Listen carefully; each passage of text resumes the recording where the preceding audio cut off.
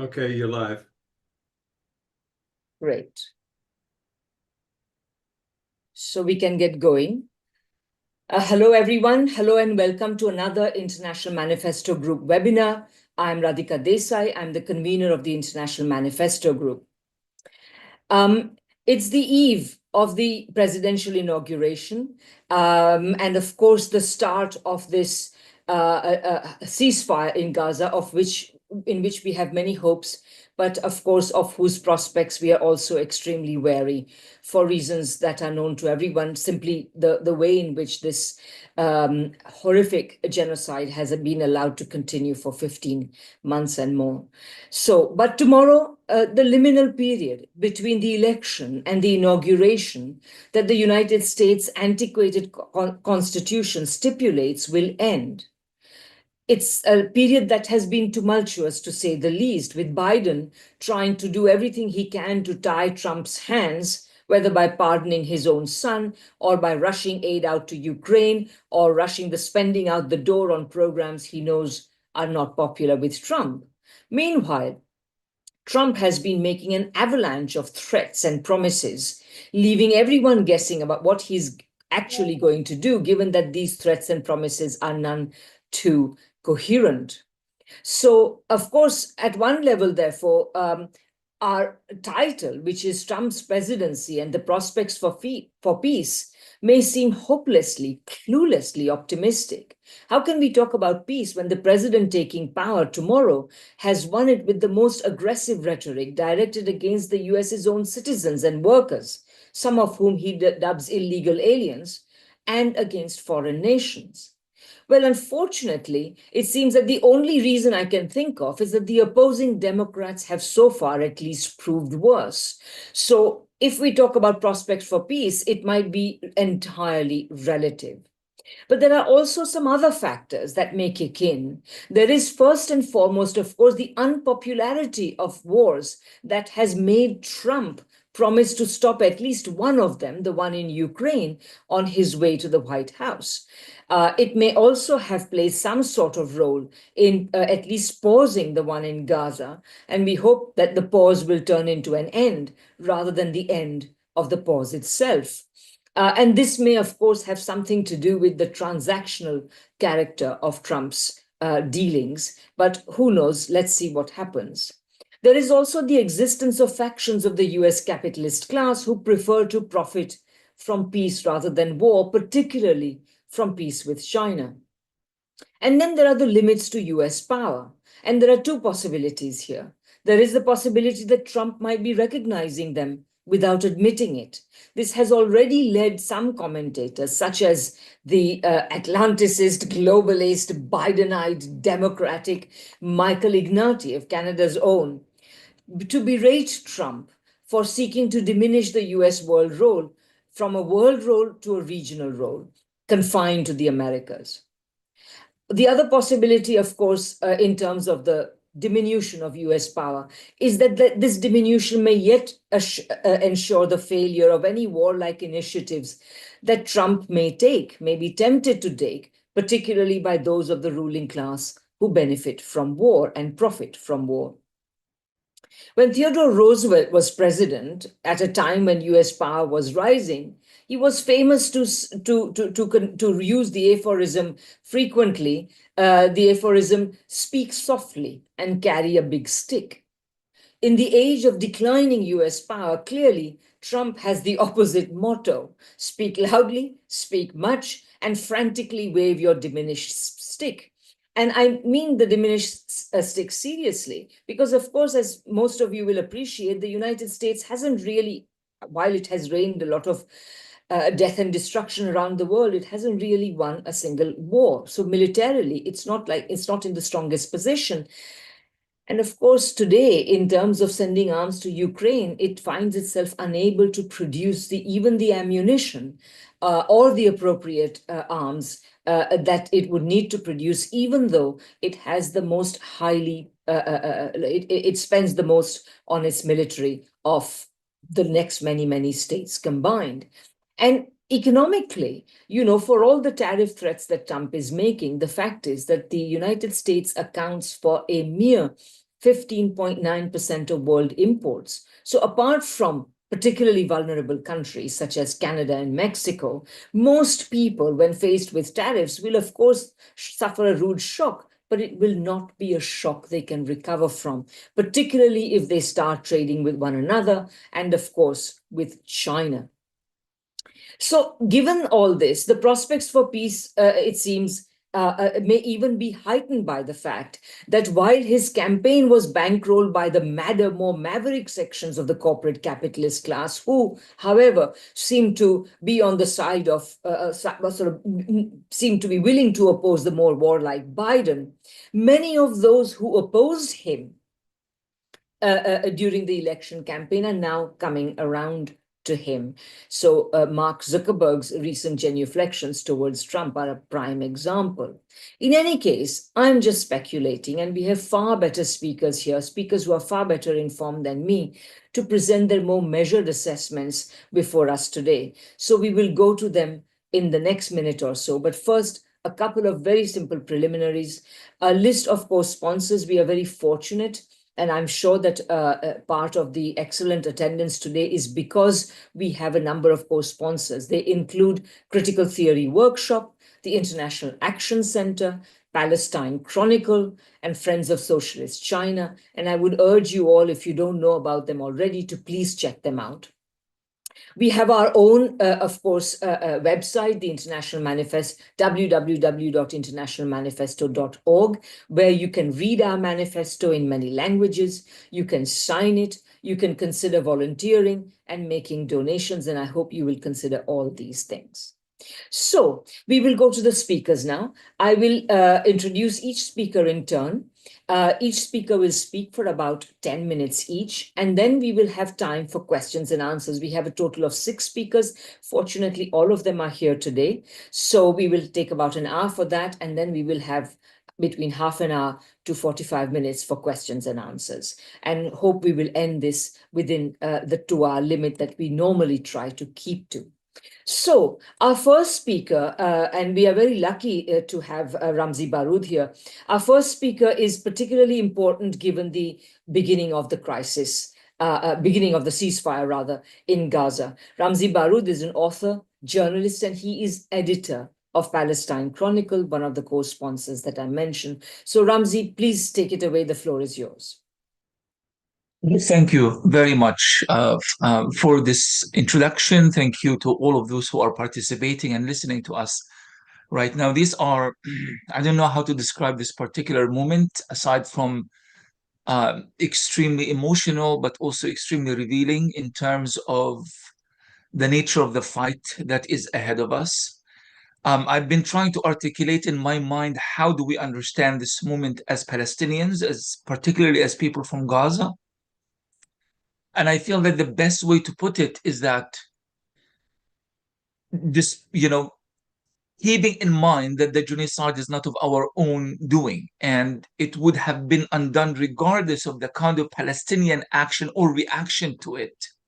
And it was an already, kind of pre-made decision by the Netanyahu government and by the Biden administration.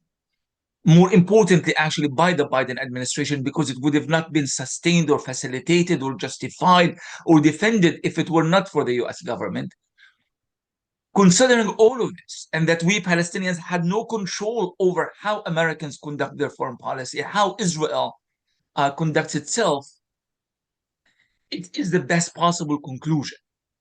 And I don't want to be misunderstood here. I'm not saying that the killing of potentially hundreds of thousands, according to Lancet Medical Journal. We're looking here at about 6% of the Gaza population, potentially up to 10%, if not even more. That is not a good conclusion. But the fact that we had no control over that moment, the fact that we persisted, resisted, we have created a new paradigm for resistance that should be studied. That should be studied by everyone and applied differently to different environments. But we have discovered, thanks to Gaza, that we have width, we have space, we have margins to maneuver as oppressed people anywhere in the world, mainly in the global south, but even within struggles for equality and rights and liberation of various forms in the global north, we do have margins to struggle. And to prove that we have margin to struggle or margins to struggle, and to fight and to win, as Gaza has indeed won under these circumstances, a simple proof is that even before the genocide in Gaza, Gaza has been under a hermetic Israeli siege. I think this is very important for people to remember, because a lot of people, including friends and comrades of Palestine, might not fully understand the dynamics that preceded October 7, 2023. Gaza has been under an Israeli occupation since 1967. Gaza has been under a constant and relentless Israeli war starting in 2008. Gaza has been under a hermetic Israeli siege 2006, 2007. Gaza had no freedom, no rights, nothing. Gazans were malnourished before the famine started. Gazans were unarmed and isolated before the war started and before October 7th. So they did not start at a good advantage. They started, as one of the poorest places on earth, one of the most isolated, one of the most condensed in terms of population, and so forth and so on. So it started way behind, fighting not only against Israel, and again, this is important, but against the entire Western conglomerate. I know some Western countries tried to jump ship at one point.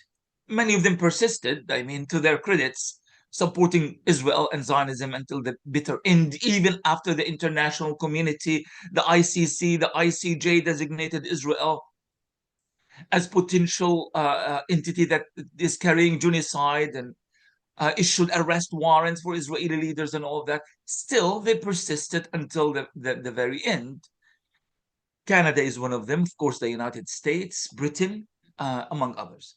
But that said, almost on the first or second day of the Israeli genocide in Gaza, you had five major world intelligence units operating from inside the so-called Gaza envelope, helping Israel gather information and conduct its war, genocidal war against the Palestinians. I think they were the US, Germany, Italy, Britain, and I think Canada is one of them. I'm not certain about that. But here you have it. Gaza is fighting against all Western major powers in all of their military equipments, in all of their intelligence. And lots of information also was revealed that Americans were on the ground. Although the American government denied that, but we have some serious investigative journalism showing that Americans were in fact on the ground, including the particular massacre in Nusayrat, where they killed 271 Palestinians, wounded 800, and destroyed an entire neighborhood. And just for the record, that's my neighborhood. That's where I lived. Everybody in it was killed or wounded to save the four Israelis, and the Americans were involved in it. Yet, despite all of this, Israel has failed to achieve any of its objectives.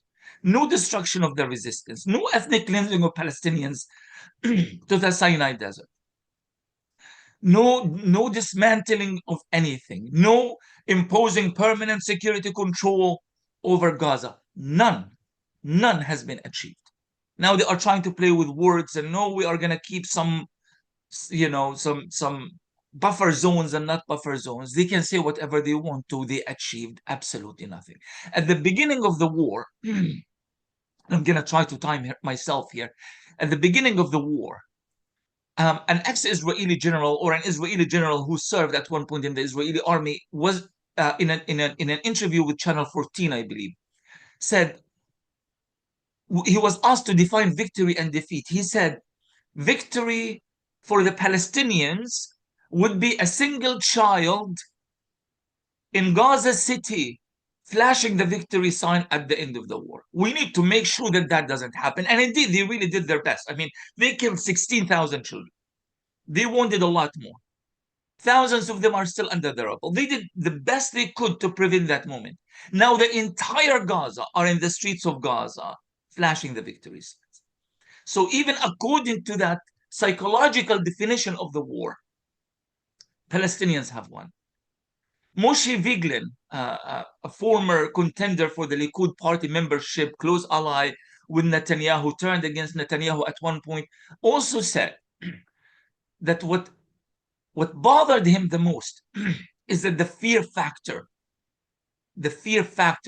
he said, which is interesting. He didn't say Gazans or Palestinians. He said Muslims are not afraid of us anymore. Muslims are not, and that was for him the real crisis. They needed to have that fear factor. You can't tell me that Palestinians right now, despite of everything, they are living in fear. So there are so many obstacles that have been broken, so many issues that have been sorted out, and Palestinians emerge with this new spirit of victory that is unprecedented. And when I say unprecedented, I say it from a historical point of view.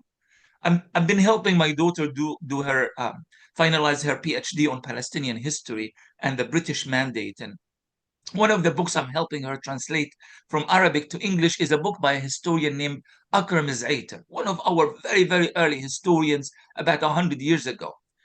And he talks about the fight and the resistance, the armed resistance, but the popular resistance, the strikes in Palestine in the early 1920s, all the way until the end of the 1930s. And as I'm going through all of this text, I am searching for a moment, despite the proud history of Palestinian resilience and resistance and popular resistance, despite of all of this, I couldn't find from that moment until today, until this particular moment, few hours ago, a moment in our history in which we can actually claim an actual victory, an actual military and people's victory over Israel. The psychological impact of this are dire for Israel. And the psychological impact of this for the Palestinians is going to be generational and is going to be fundamental in changing the relationship between the Israeli occupation and Israeli apartheid and the Palestinian people, not just in Gaza, but everywhere else. This is the moment we are talking about. This is how history has been made. And again, back to the issue of margins. If Gaza has done this under with no resources, virtually no resources, and during a state of famine, who is to say that oppressed people in far more privileged, and I'm not trying to undermine the struggle of any nation. I am based in the US right now. And I know the kind of struggles and I know the socioeconomic disadvantages of many oppressed groups and many minorities and so forth. And I've traveled many parts of the world from South America to China, and I know the kind of struggles that exist in other parts of the world. But considering that the hardship faced by the Palestinian people, that is something that is really even difficult to describe by words. I think other groups are in a much more privileged situation in order for them to actually sustain a long-term fight with very specific goals and ultimately win. And we need to take advantage of this. Yes, we need to talk about the victimization of the Palestinians. Israel has to be held accountable. International law has to apply. We need an era in which we change the relationship between the application of international law and the rest of the world, especially in the global south. Yes, we do need that, but we cannot take this from the Palestinian people. We cannot steal their moment of victory and glory, not just for the Palestinians' sake, but for the sake of all of us. Because what happened in Gaza today means hope. When a small, isolated group of people win against the entire Western military conglomerate, anything is possible. I'm going to stop. Thank you so much, Ramzi, for that absolutely inspiring and moving speech. I think you have touched us all with those, I think, very heartfelt thoughts. And I'm sure most of us agree with you. And if we do disagree, it might just be because we just can't believe the what has happened and how wonderful it is and how long can it last. But okay, let's go to the next speaker. Our next speaker is Jackie Lookman. Jackie is a Pan-Africanist, internationalist, anti-capitalist, anti-imperialist organizer, journalist, author, and metalhead. That's how she describes herself. And she also works with the Black Agenda Report, and she also works with a program called Lookman Nation. So Jackie, please share your thoughts with us.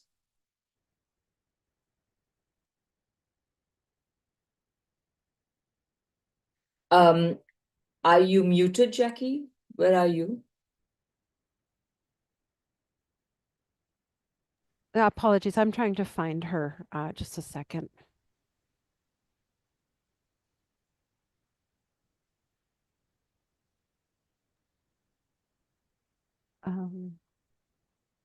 Thank you. Can you hear me? Yeah. Yes, perfect. That's great.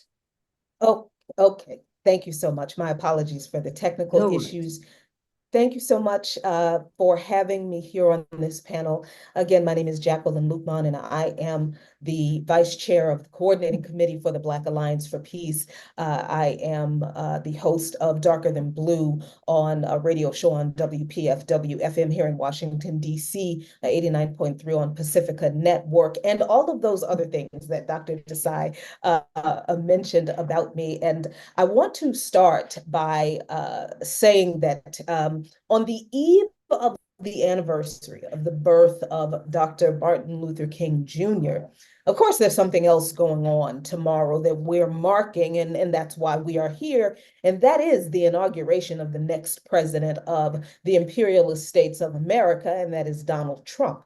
Now, a lot of people are very angry and are very worried and afraid about the inauguration, about the Trump presidency generally, and particularly about the inauguration being on MLK Day. But I actually believe the convergence of dates this year for this inauguration is auspicious because it gives me the opportunity to raise the issues again that Dr. King raised in his Beyond Vietnam speech. And I want to first say that the entire title of the speech is actually Beyond Vietnam, Time to Break the Silence. That was delivered on April 4, 1967 at Riverside Baptist Church in New York City. Now, in this speech, King raised the triple evils of racism, poverty, and militarism, plaguing this country in its society and impacting the world. And what King was alluding to is what we in the Black Alliance for Peace recognize as imperialism, which is why BAP was founded on April 4, 2017, to commemorate this pivotal address and as a means for us to pick up the mantle of Dr. King and raise the consciousness of the masses in this country to the issue of imperialism that he spoke of. And we exist to carry that cross, so to speak, that he bore.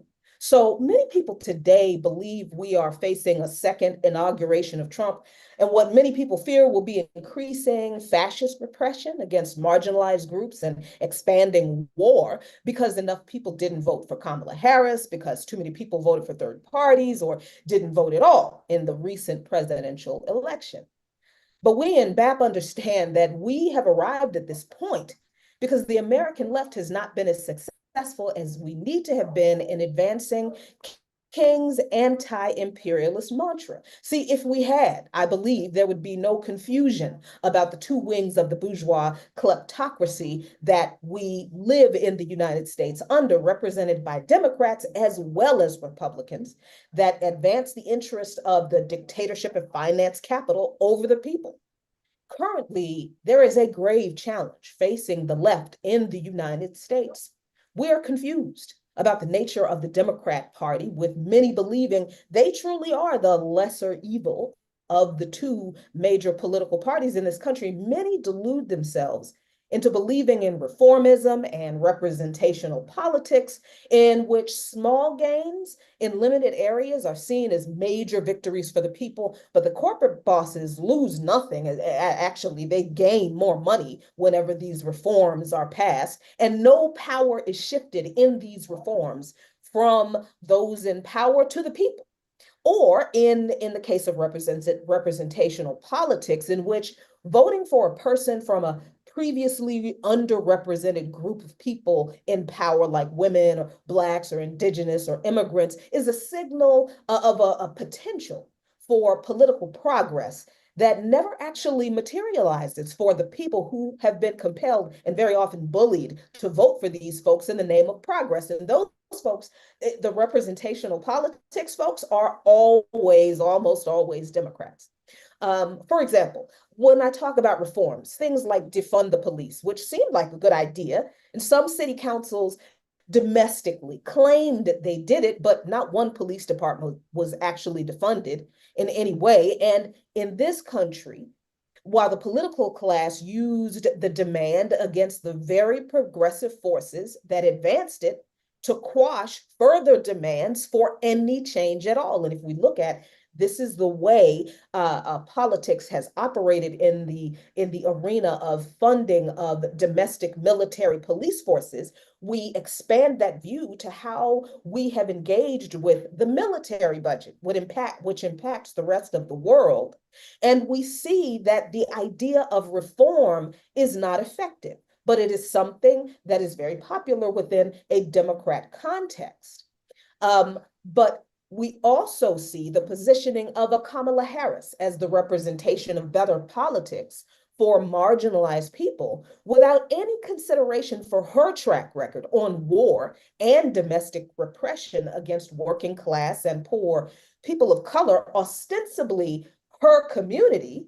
But people do not understand, and when I say people, I mean people on the left in the US, seemed not to have a strong grasp on the fact that she is not of that community. So this is a class issue that the left in the United States is also very unclear on, because the confusion about the antagonistic nature of the Democrat Party to the working class and poor masses of racialized and marginalized people in this country and around the world, and the collaboration of the Democrat Party with the Republicans and their collusion with the elements of finance capital, this confusion about the nature of the Democrats on the left, I think, was seen most sharply recently in the recent elections with the frenzied demands that supposed anti-imperialists made to everyone, but including other leftists, to vote for Kamala, despite all of her existing evil and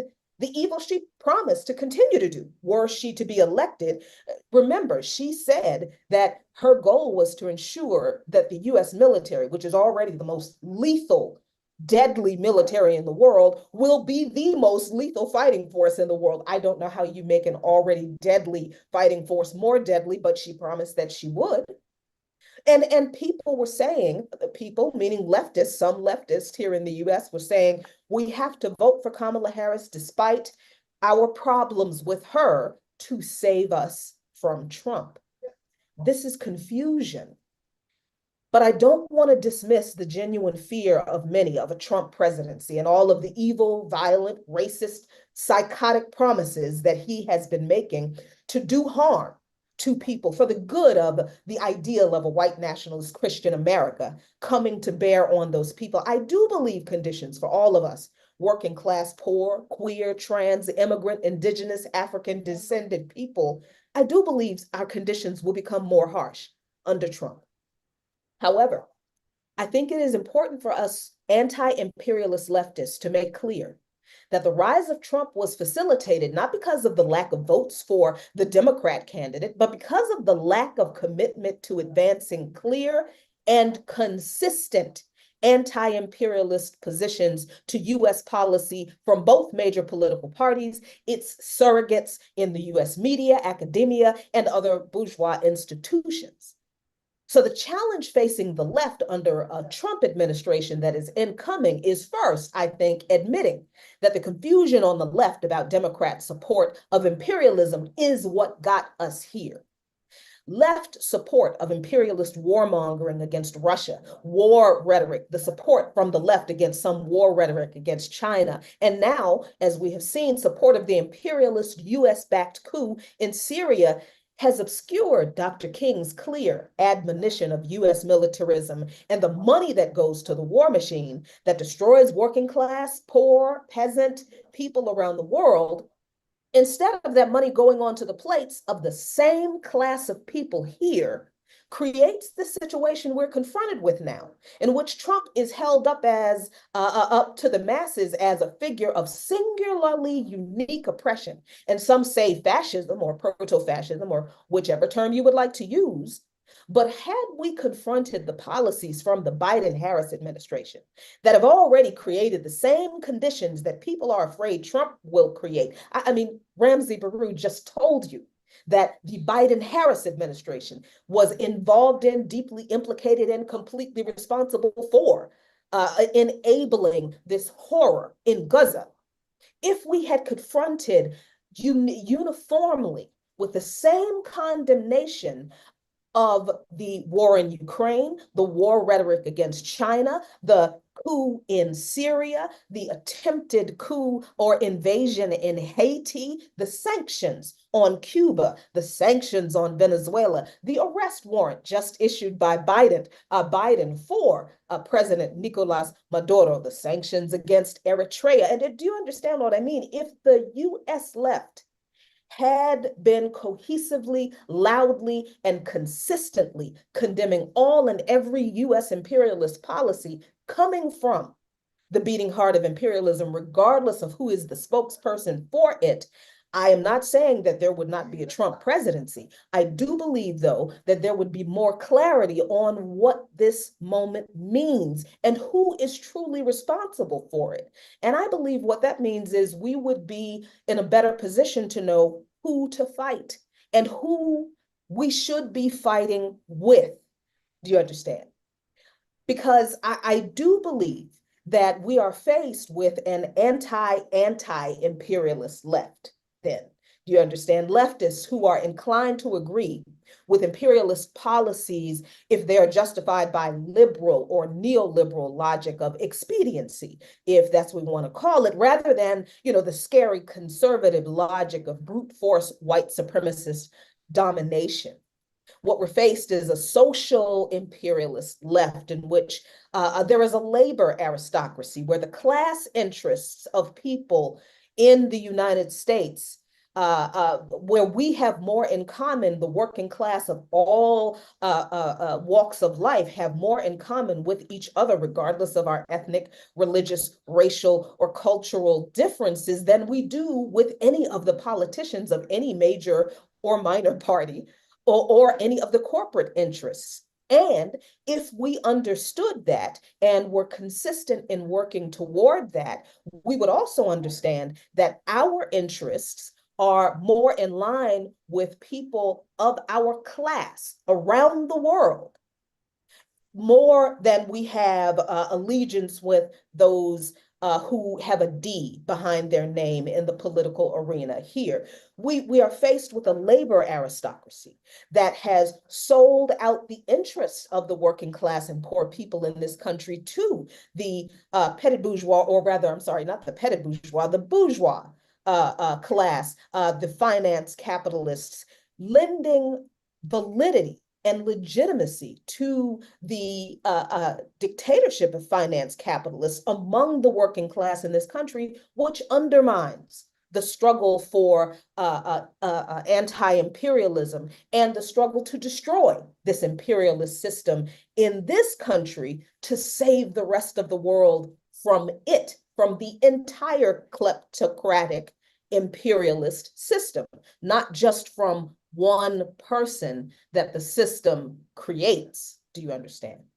So if you could wrap up quickly, Jackie. Yes. If you could wrap up. Yes. So in closing, I say that certainly this moment is frightening for many people, but it is not hopeless, because what we must do is stay true to clear and consistent anti-imperialist ideology and struggle along those lines for class solidarity among all groups of people, ensuring everyone's people-centered human rights against all imperialism. That is our task before us. Thank you so much. Thank you so much, Jackie. That was really, again, a very important intervention, reminding us of the obstacles in the way of removing these imperialist governments. And one hopes that they can be overcome, but at the moment there does not seem to be very much sign. But I think with people like you battling it out, we hope this will happen sooner than later. Andrew Murray is our next speaker. Andrew is a trade union leader, and he's also a leading member of the Stop the War Coalition. Please take it away, Andrew. You've got 10 minutes. Thanks. Thank you, Radhika, and thank you for the invitation to speak this afternoon. I was going to start with a reference to a very famous British sitcom called Dad's Army, about the Home Guard in the Second World War. It occurs to me that given the international nature of our audience today, this may be entirely unintelligible to some of you. But anyway, there was a character in that called Corporal Jones who was famous for running around saying, "Don't panic, don't panic."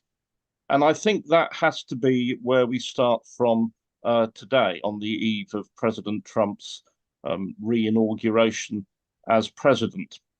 Because in 2016, after his first election victory, there was a sort of pandemonium on the left in Britain, as there no doubt was elsewhere, about him arriving in the US presidency.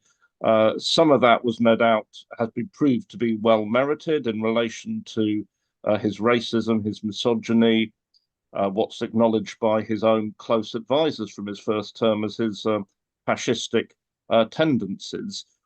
And I should probably say here, I am really only going to be addressing Trump's international politics today.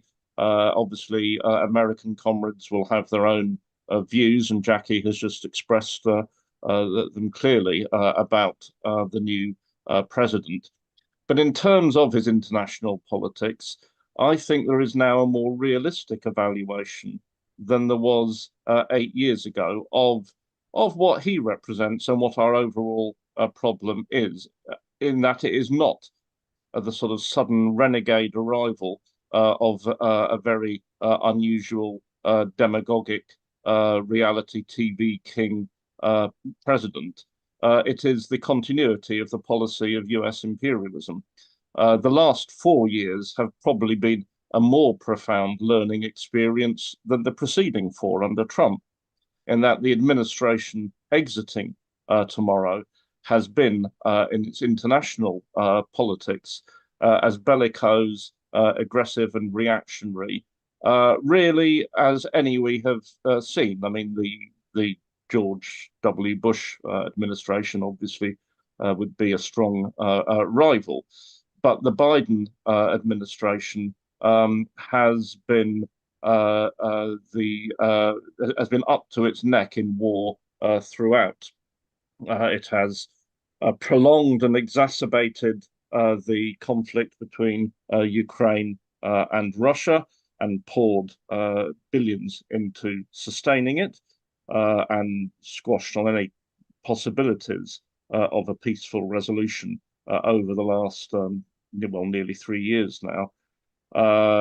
Its record in Gaza, I don't think, really needs any great elaboration here.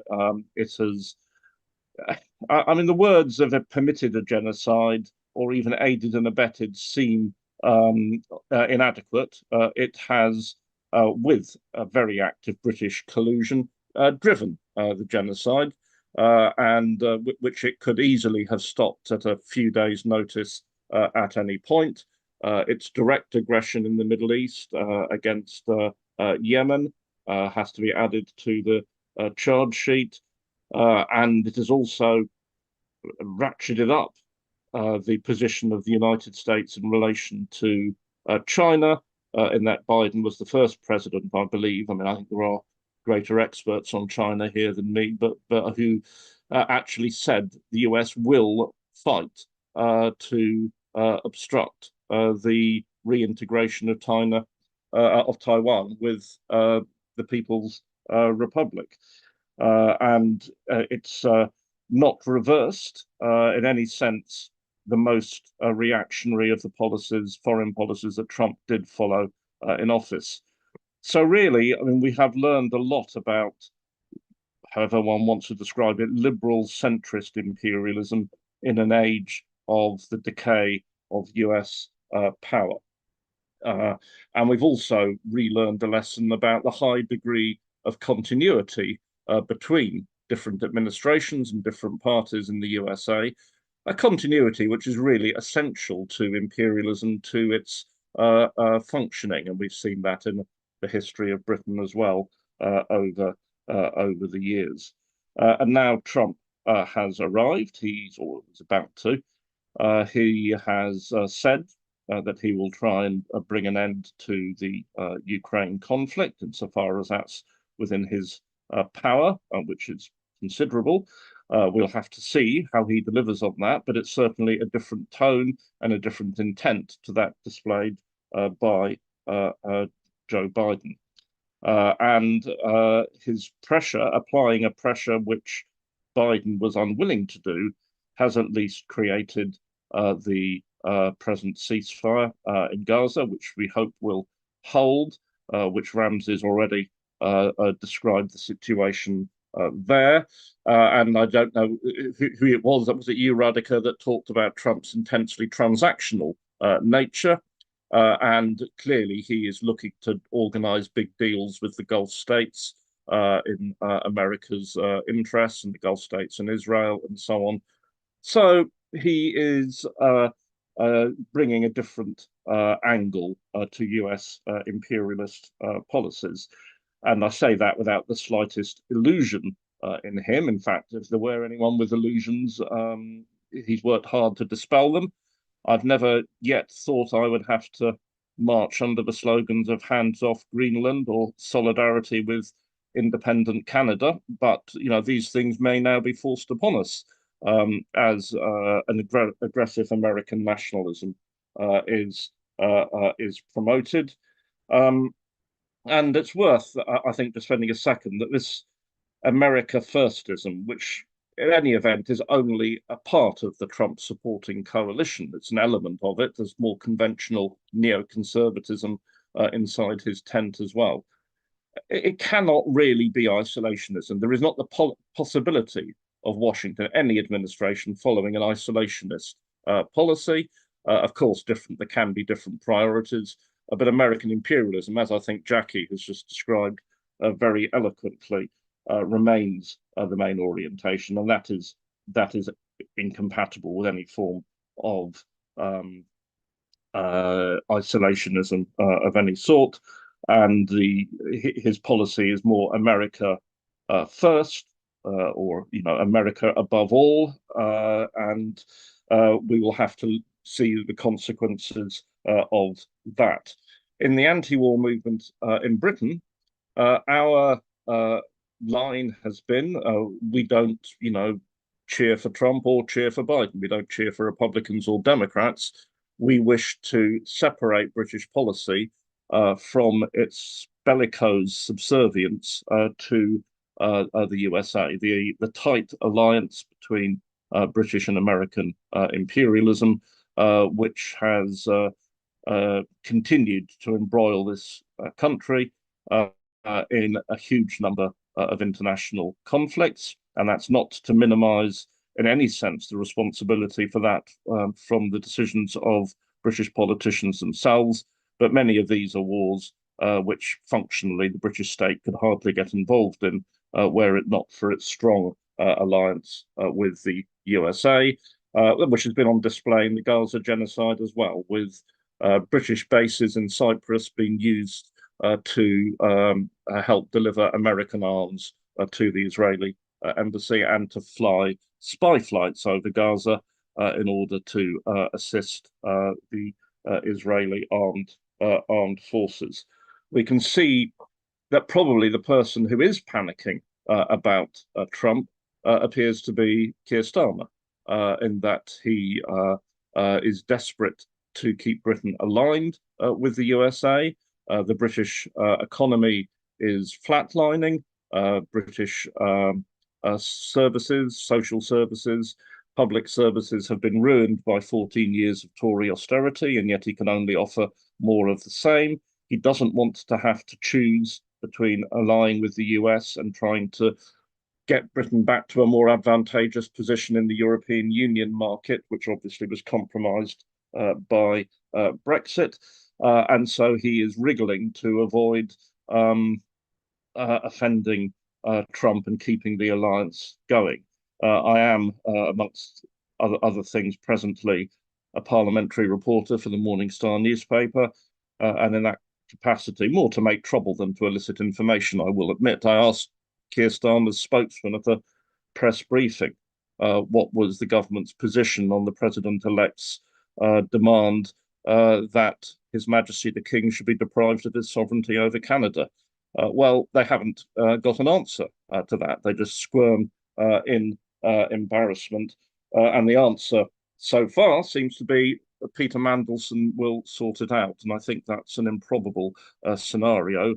Veteran intriguer and imperialist as Peter Mandelson is, I think he's going to find it very hard to carry on to align a British Labour government with the administration in the USA. Whether that's true or not, certainly I think a new field has opened up for us in the anti-war and solidarity movements here in Britain, which have displayed an impressive resilience in their mobilization in support of the Palestinian people over the last 15 months, and continues to do so in the face, as we saw yesterday, of more serious repression directed by the present government than by the last one against our demonstrations.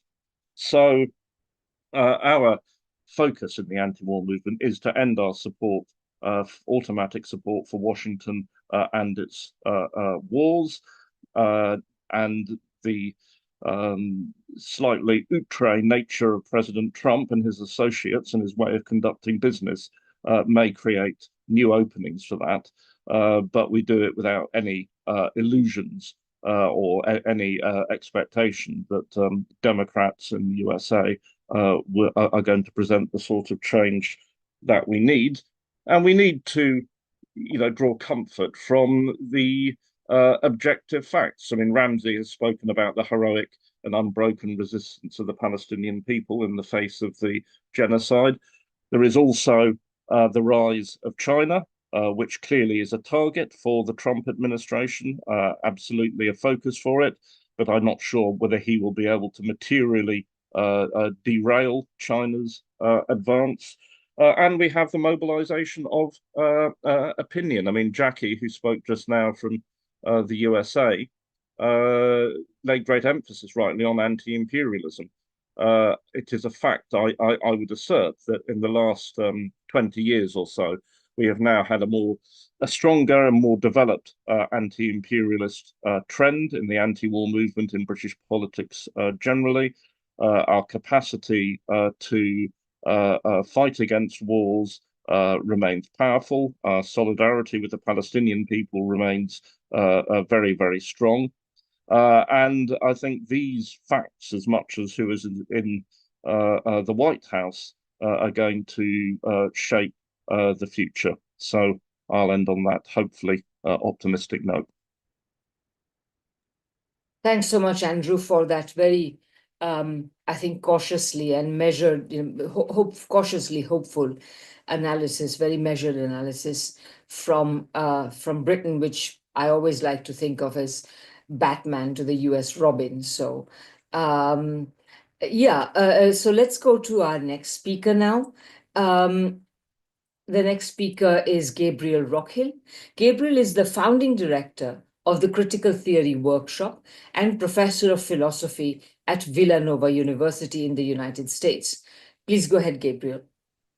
Thank you so much, Radhika, and thank you to all the other organizers. The comments that I have today are about fascism and the necessity of understanding it dialectically. So strap on your theoretical seatbelts. There's just going to be a little bit of methodological work to clarify what that means, because I think it helps us elucidate the current situation. The starting point for a dialectical approach is that we need to recognize that fascism isn't a thing in the world, but rather a concept developed in a particular situation to refer to an intricate set of processes of political management that appeared novel at the time.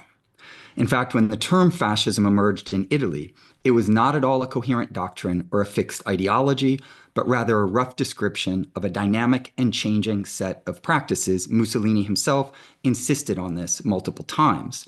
In its early phase, fascism in Italy was actually reformist and Republican. It advocated for women's suffrage, supported some limited pro-labor reforms, feuded with the Catholic Church, and was not openly racist. All of this, of course, changed over time.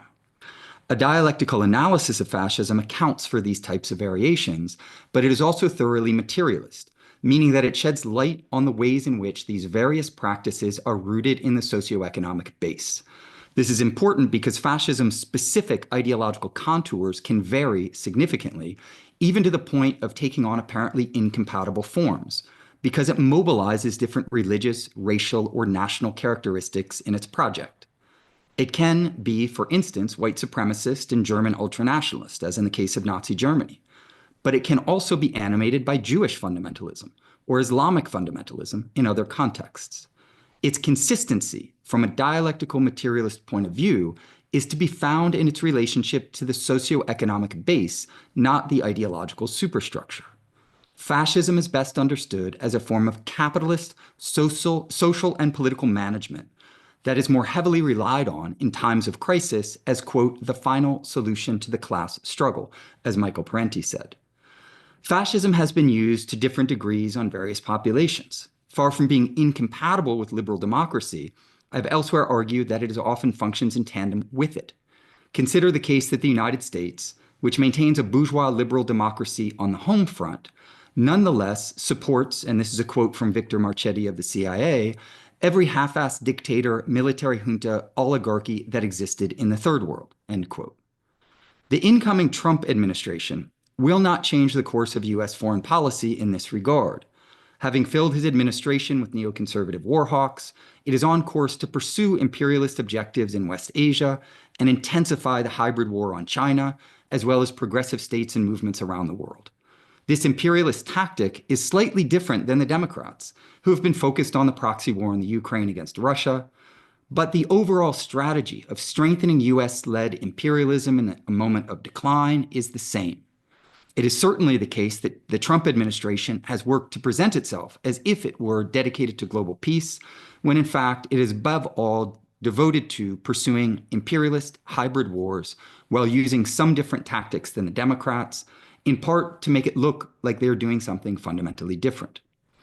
Regarding domestic policy, the United States has historically maintained a bourgeois democracy, but there is also, at the same time, a very powerful police state that makes constant war on the most oppressed and exploited members of the working class, particularly the immigrant population and racialized groups. Victims of this police state, such as George Jackson, have described it as fascist in its repression of the working class. And the US has established, of course, the largest prison and detention system in the world, not to mention a global system of carceral black sites. In spite of some tactical disagreements, both Democrats and Republicans partake in what we might call imperial fascism around the world and police state fascism on the home front, while nonetheless maintaining a bourgeois liberal state. If we engage in a dialectical rather than a non-dialectical analysis, then we can identify these different processes of governance as part of an overall system. Liberal democracy manages the professional managerial class stratum and the upper layers of the working class, as well as acquiescent members of the domestic population. Fascism is unleashed on the non-acquiescent workers of the global South, as well as the racialized and potentially insurgent underclass on the home front. Rather than complete opposites, these modes of governance function as the good cop, liberalism, and bad cop, fascism, of capitalism. What a dialectical analysis allows us to see is that just like the notorious interrogation tactic, the good cop and the bad cop, as much as they would like us to believe that they have opposite agendas, are working together toward the same fundamental goal, namely the maintenance or expansion of capitalist social relations. Trump has been very explicit about intensifying the war on the most oppressed and exploited members of the working class, and this is the material objective behind his racism and misogyny. He seeks to escalate the war on the working class by targeting its lowest tiers in order to drive wages and living standards down for all workers. This is all packaged in an ultra-nationalist, religiously inflected ideology of scapegoating, a tactic taken directly out of the playbook of so many fascist demagogues. In a phase of imperialist decline, when it is materially obvious to most people that the United States is not as economically well off as it once was, the idea of making America great again plugs neatly into a logic of nationalist and religious rejuvenation via racist scapegoating, if it be against the racialized working class and particularly the immigrant population, or against the Chinese as the representatives of a systemic alternative to imperialism. This project has emboldened and empowered fascist organizations in the United States, like the Proud Boys, the Oath Keepers, and the Three Percenters. It has also been dedicated to dismantling democratic rights and increasingly making the bourgeois legal state into a gangster capitalist state run by robber barons. Indeed, Trump already worked with reactionary elements of the state and fascist militias, while backed, as always, by the most reactionary forces of finance capital to try and overturn the last election. He's also on record repeating that the 2024 election was the last one. What a dialectical analysis of fascism reveals is that it is a process of socio-political management that comes in many different degrees, and our analysis needs to be fine-grained enough that it is attentive to all of the dimensions of governance. It is true that there is not, at this point, an open fascist dictatorship in the United States, which is a very good thing. Anyone who is serious about practical politics should defend liberal rights and democratic rule over and against their fascist annihilation. What the incoming Trump administration represents, then, is an ongoing intensification of imperial and police state fascism, combined with an open war on democratic rights, a rolling back of the bourgeois rule of law, and an effort to embolden parastate fascist forces. When people claim that Trump has no ideology or is just an opportunist, they often accept, at least implicitly, the psychologizing descriptions of him promoted by public relations firms, which present him as an idiosyncratic outsider rather than a gangster capitalist with a very clear agenda. His discursive provocations, which sometimes appear erratic, are so constant that people should recognize them for what they are, a successful tactic for staying in the media limelight, regardless of whether or not he acts on them. If one examines his actions and not just his words, it is crystal clear that he has never been so erratic that he decided, out of the blue, to reject imperialism or embrace socialism. Moreover, opportunism, we should remember, is a dominant ideology under capitalism, and it has never been incompatible with fascism. If we see through the psychologizing public relations hoopla about Trump's idiosyncrasies, which endeavor to singularize him as a subject to such an extent that he's severed from the system that produced him, we can appreciate the fact that his ideology is actually on constant display and is absolutely consistent. He's pro-capitalist, pro-imperialist, anti-communist, racist, misogynist, ultra-nationalist demagogue.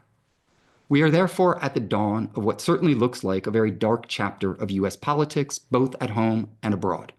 As it continues in fits and starts its imperial decline, its ruling class is desperately looking for strategies to rejuvenate its super profits of yesteryear and beat back the perennial threat of socialism posed most strongly by China. Capitalism in crisis is what is driving the growth of fascism in the United States and across the capitalist world.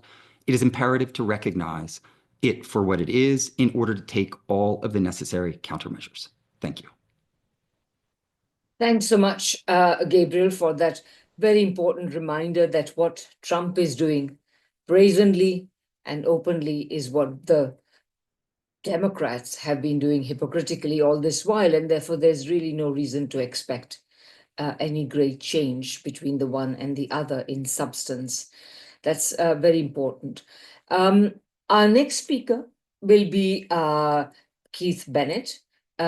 Keith Bennett is one of the co-editors of the Friends of Socialist China website, and he spent basically most of his life studying China, on which he's a great expert or specialist. I think Keith would insist on specialist.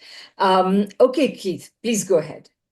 Thanks very much for that kind introduction, Radhika. And yes, not expert. I happen to hold the view that there are no non-Chinese people in the world who are experts on China. We can just strive to understand better. Anyway, thank you. Meeting on the theme of Trump's presidency and the prospects for peace in 2025, it is natural that we look especially at the war raging in Ukraine for nearly 3 years and at the situation in West Asia as a tentative ceasefire emerges after more than 15 months of unrelenting genocide in Gaza. With so many thousands of lives being lost, is it self-indulgence or overreach to also turn our attention to the Asia-Pacific region? But today, no bilateral relationship in the world is more important, more strategic, and more fraught with dangers of global conflict than that between the United States and China. Faced with the peaceful rise of China, a rise unparalleled in human history, it has essentially become a consensus among the otherwise contending wings of the US ruling class that the preservation of US global hegemony necessitates taking China as Washington's principal adversary, from Greenland to the South Pacific and from semiconductors to social media. As with Cold War I and the Soviet Union, the US seeks to reverse China's progress and at best bring it to heel through a combination of a debilitating arms race, ideological subversion, and economic and technological strangulation. A key difference is that not only has China drawn lessons from the collapse of the Soviet Union, whereas the USA and the USSR were essentially economically insulated from one another, China has spent the best part of half a century integrating itself into the global economy, creating such facts on the ground in the process as ever more complex global supply chains, and with China accounting for some 11% of US foreign trade. So what then does Trump's return mean for China-US relations? First, Trump revels in his role as disruptor-in-chief, so the first thing we should expect is the unexpected. Certainly, if he carries through on even a fraction of his recent threats regarding tariffs, not only will China face an economic challenge, the entire global economy, in a parlous enough state as it is, and not least the US economy itself, will be plunged into crisis. But overall, there seems little reason to anticipate a fundamental change of direction. When Biden assumed the presidency, many had hopes for a return to a more rational and constructive China policy in Washington. This did not materialize. Far from reversing Trump's anti-China measures, the Biden administration ratcheted them up substantially, especially in terms of trying to restrict China's access to computer chips and other advanced technology. And as Andrew just pointed out, Biden was the first US president, at least since the United States and China formally established diplomatic relations under Jimmy Carter, to state that the United States would fight in defense of Taiwan. So to the extent that there was change under Biden, it came essentially in two areas. His administration largely eschewed the openly racist rhetoric of Trump, Kung flu, Chinese virus, etc., which undoubtedly made life somewhat more tolerable, at least, for many Chinese and other Asian and Pacific Islander Americans. And whereas Trump was an equal opportunities bully when it came to insulting and threatening allies and adversaries alike, Biden's team worked hard, and with a considerable degree of success, to reinforce cohesion in NATO, get the EU on side, and reinvigorate and reinforce old alliances, such as those with Japan, South Korea, and the Philippines, all with a view to confronting China, along with Russia, the Democratic People's Republic of Korea, DPRK, and other states in Washington's crosshairs. So, even if Trump ups the ante with China, it will not break the essential continuum established by Barack Obama and Hillary Clinton with their 2011 pivot to Asia. The team of rivals that Trump has been assembling for his administration certainly lacks the intellectual brilliance of that forged by Abraham Lincoln, but it is not monolithic on China. Trump himself cares little for liberal democracy, and on that level, at least, his antipathy to China probably lacks the deep ideological foundation that the US Democratic Party has come to increasingly embody. His motivation is more straightforwardly and overtly venal and mercenary. He will fight ruthlessly but may be prepared to cut a deal if he feels the terms are good, or perhaps as importantly, if he can present it as a win. We need to think only of his apparent volte-face on TikTok, and just this afternoon he said that he intends to issue an executive order in that regard, it is doubtless related to its ability to help feed his social media obsession. The same cannot be said for his proposed Secretary of State, Marco Rubio, who clearly will not be satisfied with anything less than the overthrow of the Communist Party of China. A similar orientation can be seen on the part of a number of Trump's other nominees, including those to be given trade, defense, and national security portfolios.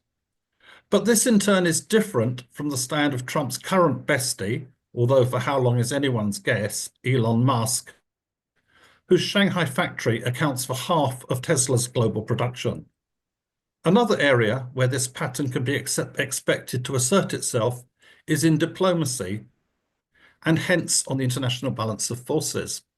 As mentioned, while the Biden administration strove with considerable success to unite the imperialist camp, in the case of Trump, from Angela Merkel to Justin Trudeau, if there's one thing he seems to enjoy more than insulting America's adversaries, it's insulting America's allies. The Asia-Pacific region is where key issues still unresolved from the 1940s continue to fester, and where the interests of nuclear powers, principally the United States, China, Russia, and the DPRK, collide and at times coincide. How will Trump in his second presidential term react to tensions in the Taiwan Straits or the South China Sea? On the Korean Peninsula, will he once again resort to threats of unleashing fire and fury, as he did in the early stage of his first presidential term, or will he seek a further meeting with Kim Jong-un? No other serving US president ever dared to meet the top leader of the DPRK, something that Trump did 3 times, even accepting Kim Jong-un's invitation to step into the DPRK itself. Even after negotiations broke down, the 2 men are understood to have continued private correspondence. On the campaign trail, Trump spoke of his relationship with Kim Jong-un and of his desire to get back to dialogue. But the DPRK is not the same country as in Trump's first term. Its nuclear weapons program, along with its delivery mechanisms, is considerably further advanced, and its international position apparently strengthened by its new strategic alliance with Russia. On the other hand, the DPRK appears, at least for now, to have tired of the volatile, unpredictable, and unreliable diplomacy of the USA, which had stymied and frustrated some 3 decades of DPRK efforts to normalize relations. Regarding China, as Inauguration Day tomorrow looms, Trump appears to be playing the same game of personalized diplomacy. An invitation to President Xi Jinping will see the unprecedented attendance of Vice President Han Cheng at tomorrow's ceremony. Commenting on his phone call with President Xi on Friday, Trump said it was a very good one for both China and the USA.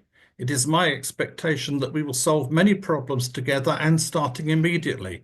President Xi and I will do everything possible to make the world more peaceful and safe.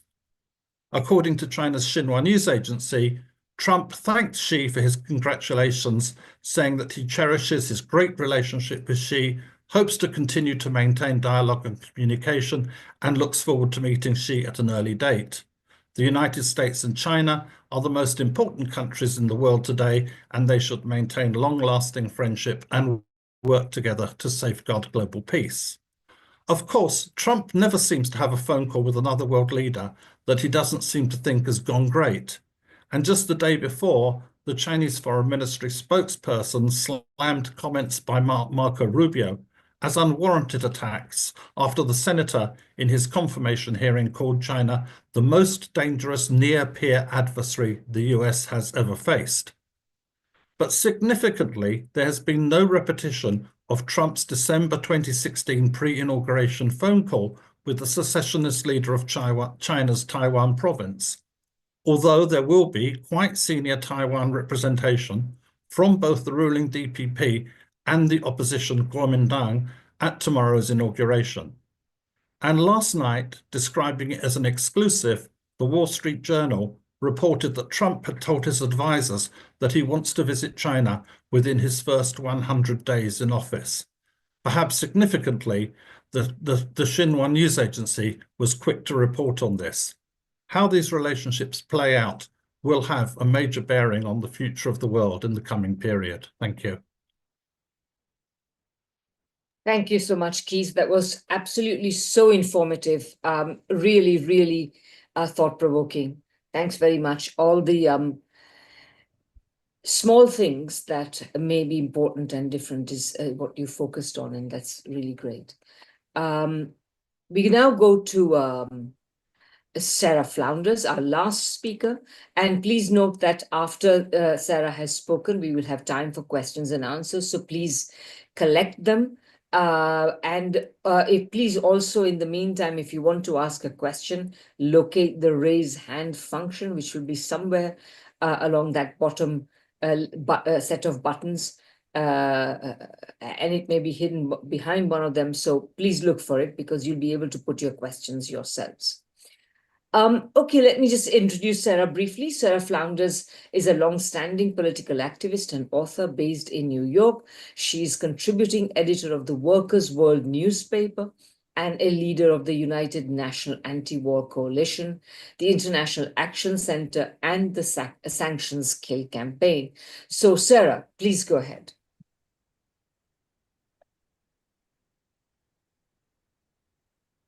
Hello, I am trying to turn on my video. We can hear you now, Sarah.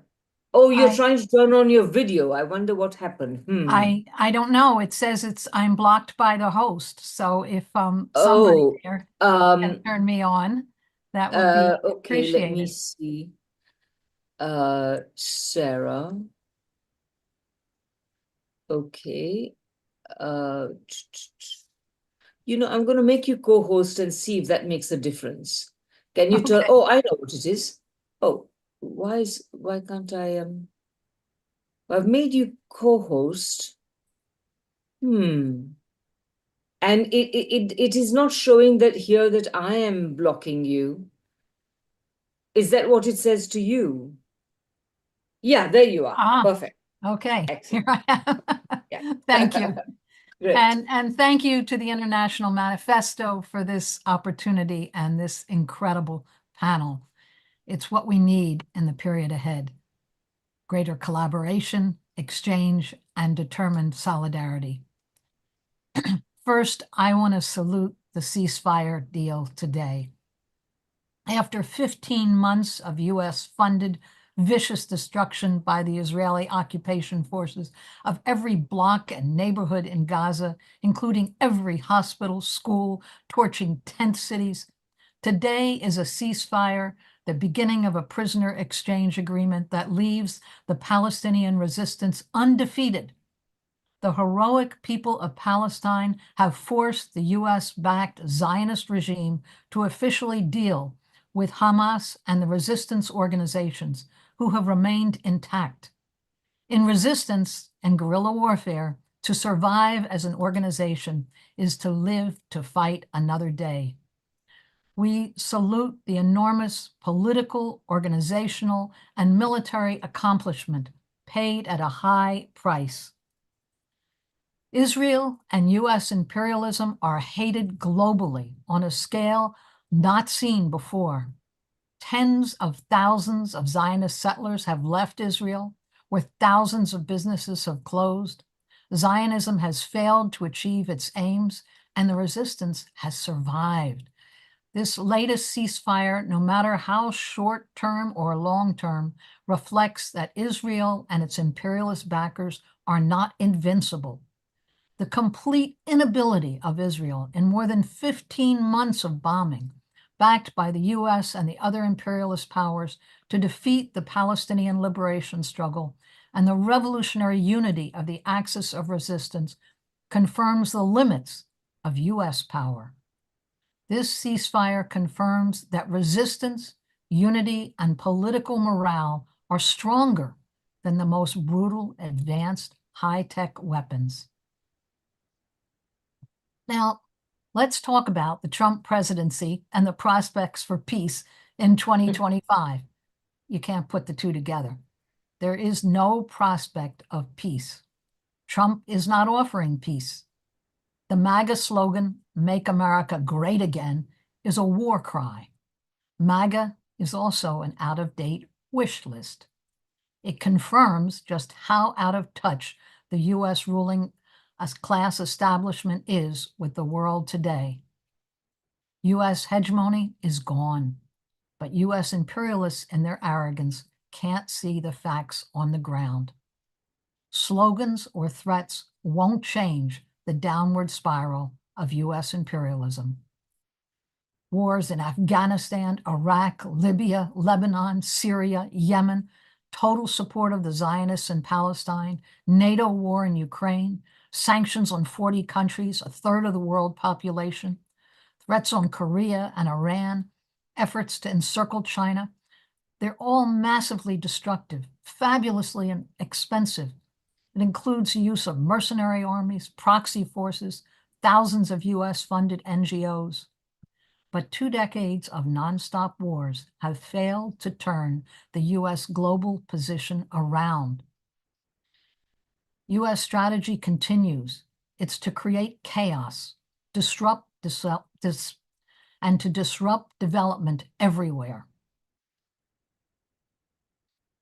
Now, this is not the world situation that Trump faced when he was elected president in 2016, a mere 8 years ago.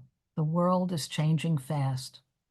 Whether Republican or Democratic Party are in office, the US empire today has nothing to offer the world except more threats, sanctions, and wars.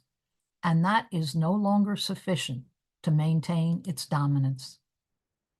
The effort to threaten China by dismembering Russia totally failed, and it actually reinforced the trade and security integration of Russia and China. Now, just today, Russia and Iran signed a strategic partnership accord involving defense and economic exchange at a whole new level. There's rapidly developing alliances of countries of the global South, and it can no longer be ignored. While Trump and his whole crew of right-wing racist planners announced their plans to take everything backward, the whole world is consciously moving forward. Now, we don't know what aggressive plans Trump will announce today, tomorrow, and in the days ahead. The Trump announcement that the U.S. must take over Greenland, make Canada the 51st state, and retake the Panama Canal is directed at attempting total control of this hemisphere. It's an assertion, and it's part of a wild attempt to isolate China, to control the shipping lanes of the Arctic and the Panama Canal, the global navigation routes, and it will arouse a firestorm in this hemisphere. There's now a whole series of trade alliances, new forms of exchange, and a confident new spirit that confront the tired old MAGA slogan.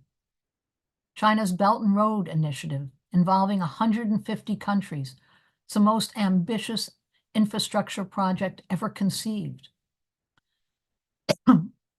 Among the world's emerging economies, new payments and trade mechanisms to bypass US-dominated structures and those horrific sanctions on a third of the world are developing.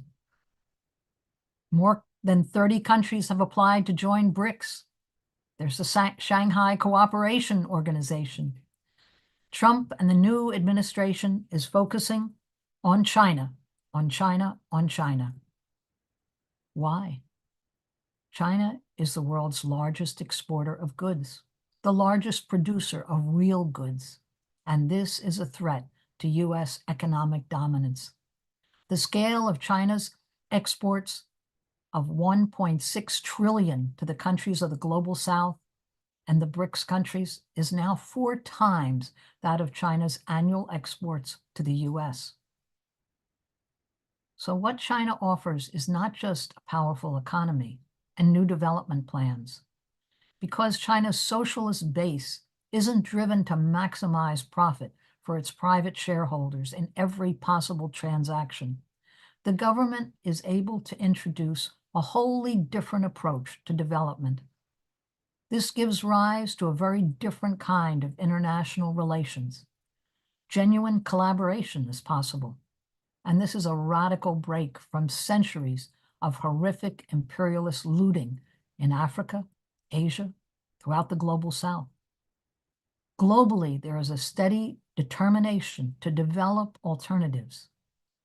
And because US imperialism is incapable of any project that's not immediately profitable for its corporate investors, it's only able to issue streams of threats, warnings, and false information against Belt and Road development projects. But even if Trump isn't first and foremost a capitalist, a racist demagogue, the whole vast apparatus of 800 military bases globally, the huge, highly profitable military industry, the invasive national security apparatus, that's who operates and sets policy, regardless of who's in office, Republican or Democrat, Biden or Trump. The interlocking military-industrial complex of banking, military industries, huge lobbying corporations, that determines US policy. Now, the Trump administration is unapologetic. Trump is a billionaire capitalist and proud of it. He can only survive, though, by providing new sources of profit to the corporate elite. And that means looting Social Security, turning it over to Wall Street, or drastic cuts in social services, every conceivable service, or investing US funds in cryptocurrencies. It's all economic growth and profit based on wild speculation. There's endless schemes to loot the working class in the United States today, but how to divide the working class to accomplish it, that is what Trump is proposing. Blame migrants, not the corporate rulers. Promise mass deportations. Trump's border czar, Tom Homan, intends to expel some 13 million undocumented workers, rounding them up, putting them in camps. These migrant workers keep essential industries, construction, agriculture, hospitality, home care, running. And it's a plan to cause massive misery and disrupt society. Blame trans people. Divide, attack the most vulnerable. But the problem remains that imperialism can create horrific ruin, millions of refugees, but it cannot consolidate its control. US imperialism is totally overextended.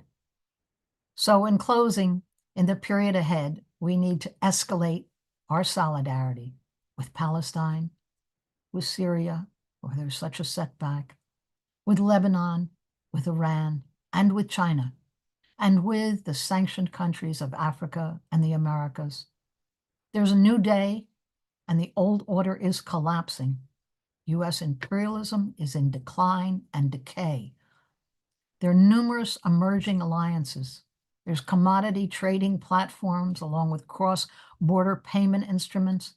There's new political and economic structures. This cooperation gives hope for the future.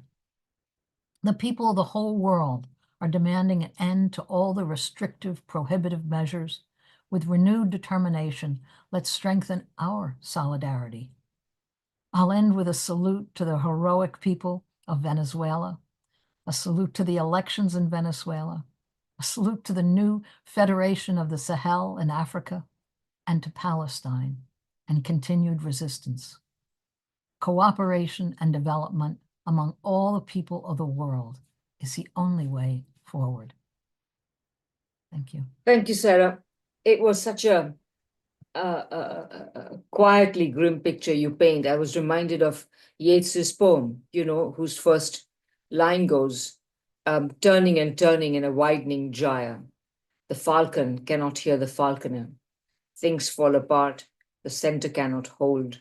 Mere anarchy is loosed upon the world. And I would only disagree with that last because it's not mere anarchy. It is what you say. It is the joint resistance of people that will take the opportunity provided by the collapsing order of capitalism and imperialism and build something new. So thank you so much. That was a great way of closing. And I think you reminded us at the end, as Ramsey reminded us at the beginning, that the key lies in the struggles of the people, and the key lies in knowing that they can win no matter how powerful capitalism and imperialism can seem at any moment. Thank you so much. I see that our speakers have been extremely inspiring, and I already have 5 hands up. And I propose to take those 5 that are already up now. Please be brief in your questions. Then I will give all the speakers an opportunity to respond, and then we'll see if there are any more hands that have gone up. So I'll begin with, and please try to keep your interventions to no more than 1.5 minutes, maximum 2 minutes. Millie Esther, please go ahead and ask your question.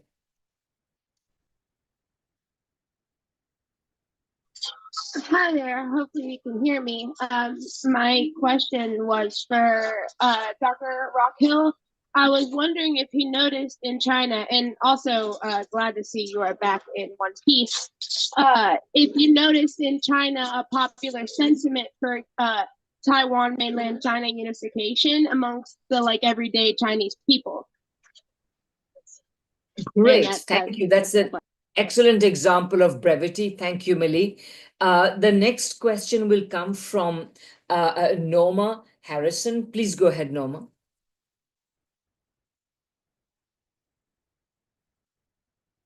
Oh, yes, 1 second. There you go. I'm asking you to unmute. Okay. Great. Trump is our greatest teacher. He has made organization the behavior of today. It's happening all over, building strength in opposition to the horror that the U.S. imperium has created. What has been put forward here by many of the people is too much respect for Trump. None of the apparitions applied to him are applicable. It's all about Trump. He's not capitalist. He's not racist. He's none of those. He is a Trump aggrandizer. That's all that it's about. Not to say that all those other things don't attach to him. People are absolutely correct to name them. The directives that he has put out are to keep his name.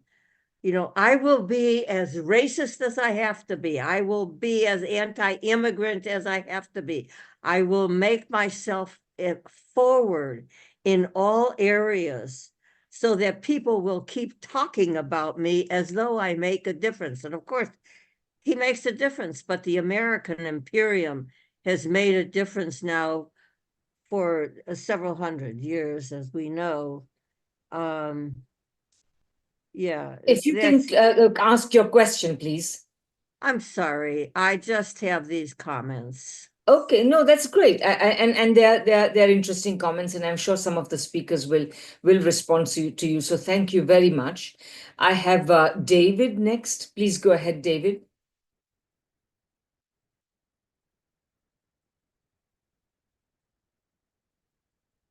Oh, sorry, hang on. I keep forgetting. There you go. Please unmute yourself. Yes. I'm okay? Yes, absolutely. We can hear you. Yeah, okay. I'm a senior citizen. I have a disability. I've been abused and neglected all my life, denied employment. I had been doing low-level general labor jobs all my life. And I've been ripped off and scammed of most of my savings. And I have an older brother. He takes care of me. He supports me. If my brother ever die in this capitalist system, it doesn't work.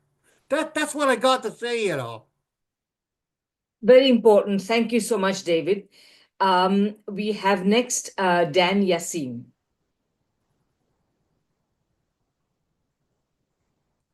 One second, Dan. There.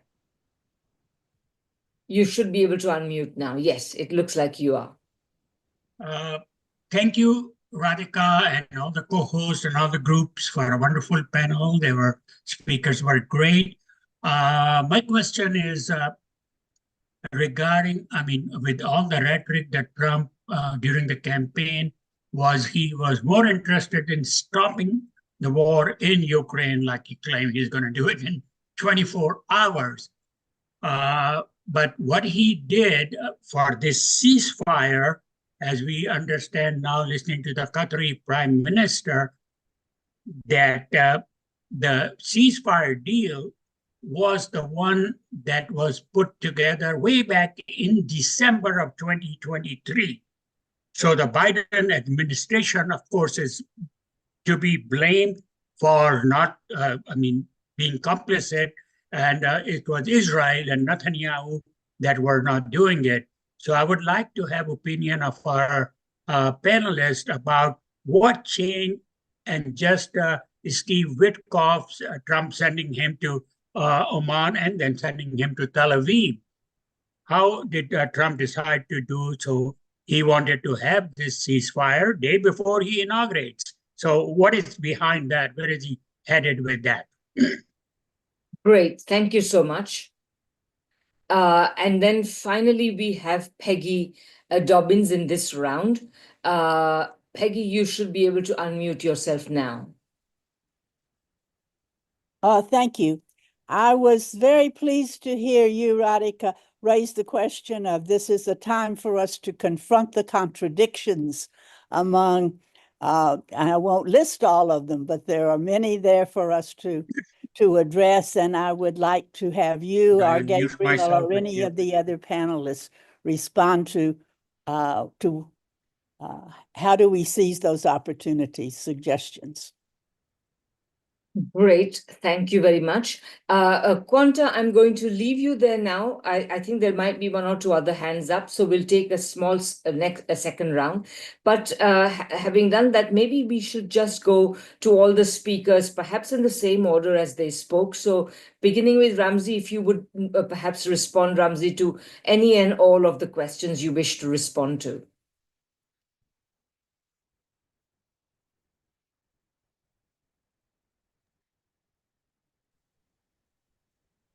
Go ahead, Ramzi.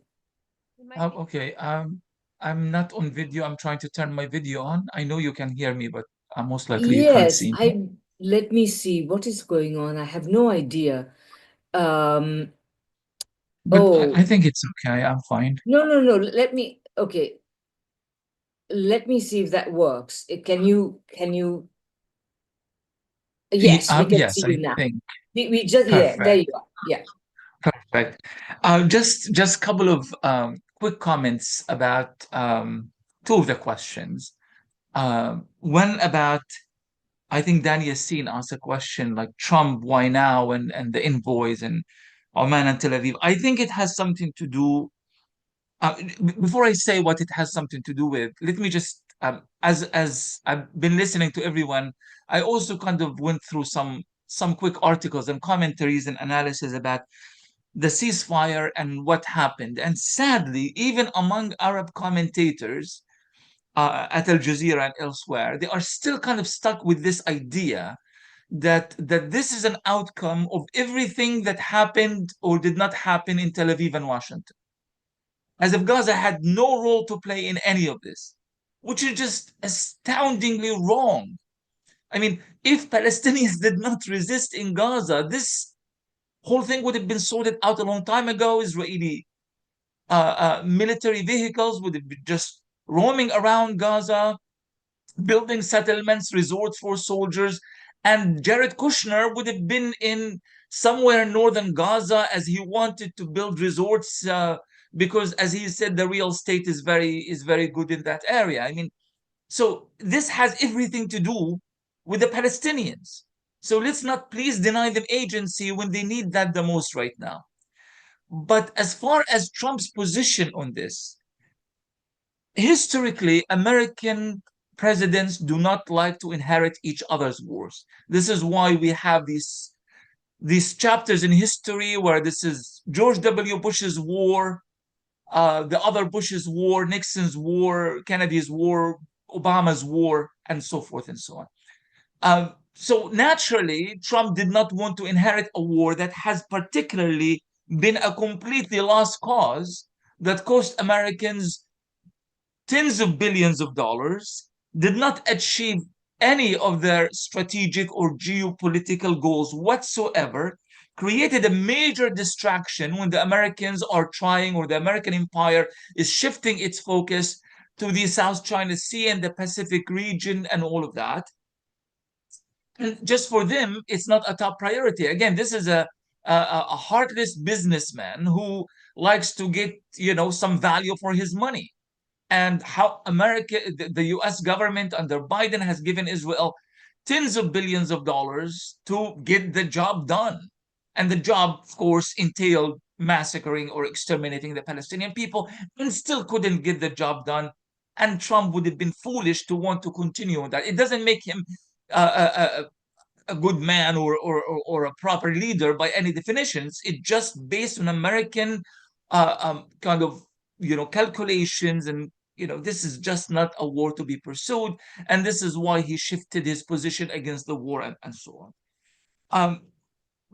Trump invests in what is known as maximum pressure. We all know that term, but it's a business term. It's about sanctions, starving people, breaking their economic backs. He's going to do that in Iran. He's going to try to do that in China, although he's going to miserably fail, because we know that China is capable of dealing and absorbing any economic pressure coming from the Americans. And it's the American economy that is actually vulnerable, not the Chinese economy, and so forth and so on. So this is what we are going to see from Trump: more sanctions, more pressure on enemy countries in the Middle East and beyond, as opposed to pursuing a war that is not going anywhere. The opportunities, very, very quickly about the opportunities. I was really happy to see Gabrielle speaking earlier, because it was Gabrielle that recommended the book Western Marxism.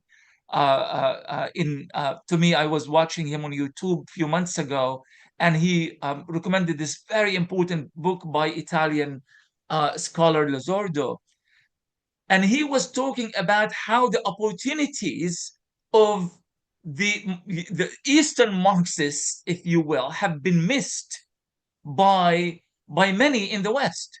All the achievements of Vietnam, all the resistance victories in various parts of Africa and Asia and South America have either been missed, completely neglected, relegated, or actually processed to be a negative thing, as far as the left and progressives in the West have done throughout the years. And I say this is a new opportunity. What happened in Gaza, what's happened in Palestine, in Lebanon, in Yemen, it's a new opportunity to show that no, we can actually be victorious if you appreciate the significance, the historic significance of this moment, and build on it.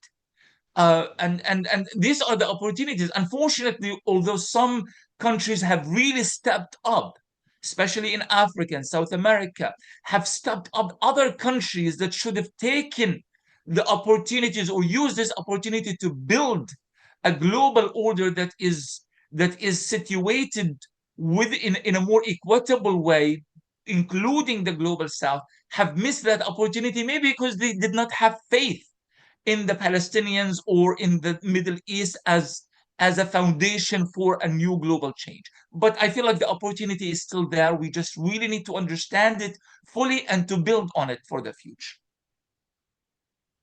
Okay, great, Ramzi. Thank you so much. We will now go to Jackie. Jackie, you should be able to unmute yourself. I've just changed the settings here. So please go ahead and respond to anything you like. By the way, including speakers are free to respond to each other as well. Ramzi, sorry, I hope you didn't miss out on that, since I didn't say that. But please feel free to come back in if you want. Yeah, thank you so much. And I hope you all can hear me well. Thank you, Ramzi, for your comments that you just made about Lusordo's book, Western Marxism, because of course that led me to immediately think of Walter Rodney's decolonial Marxism, and the focus on the application of Marxist theory on the continent, in the Caribbean, in the global South. And this is the point I think I was getting to in speaking about the solidarity we need to have. Our solidarity should be based upon who are the targets of US imperialism. I like to try to simplify things as much as possible for people, quite honestly, who are not leftists, who don't understand the language, who know nothing about Lenin, who don't know anything about Marx, or who might be afraid of socialism. So I present to them the contradiction. The main contradiction we are faced right now is not Donald Trump. The contradiction is imperialism. What is the answer to imperialism?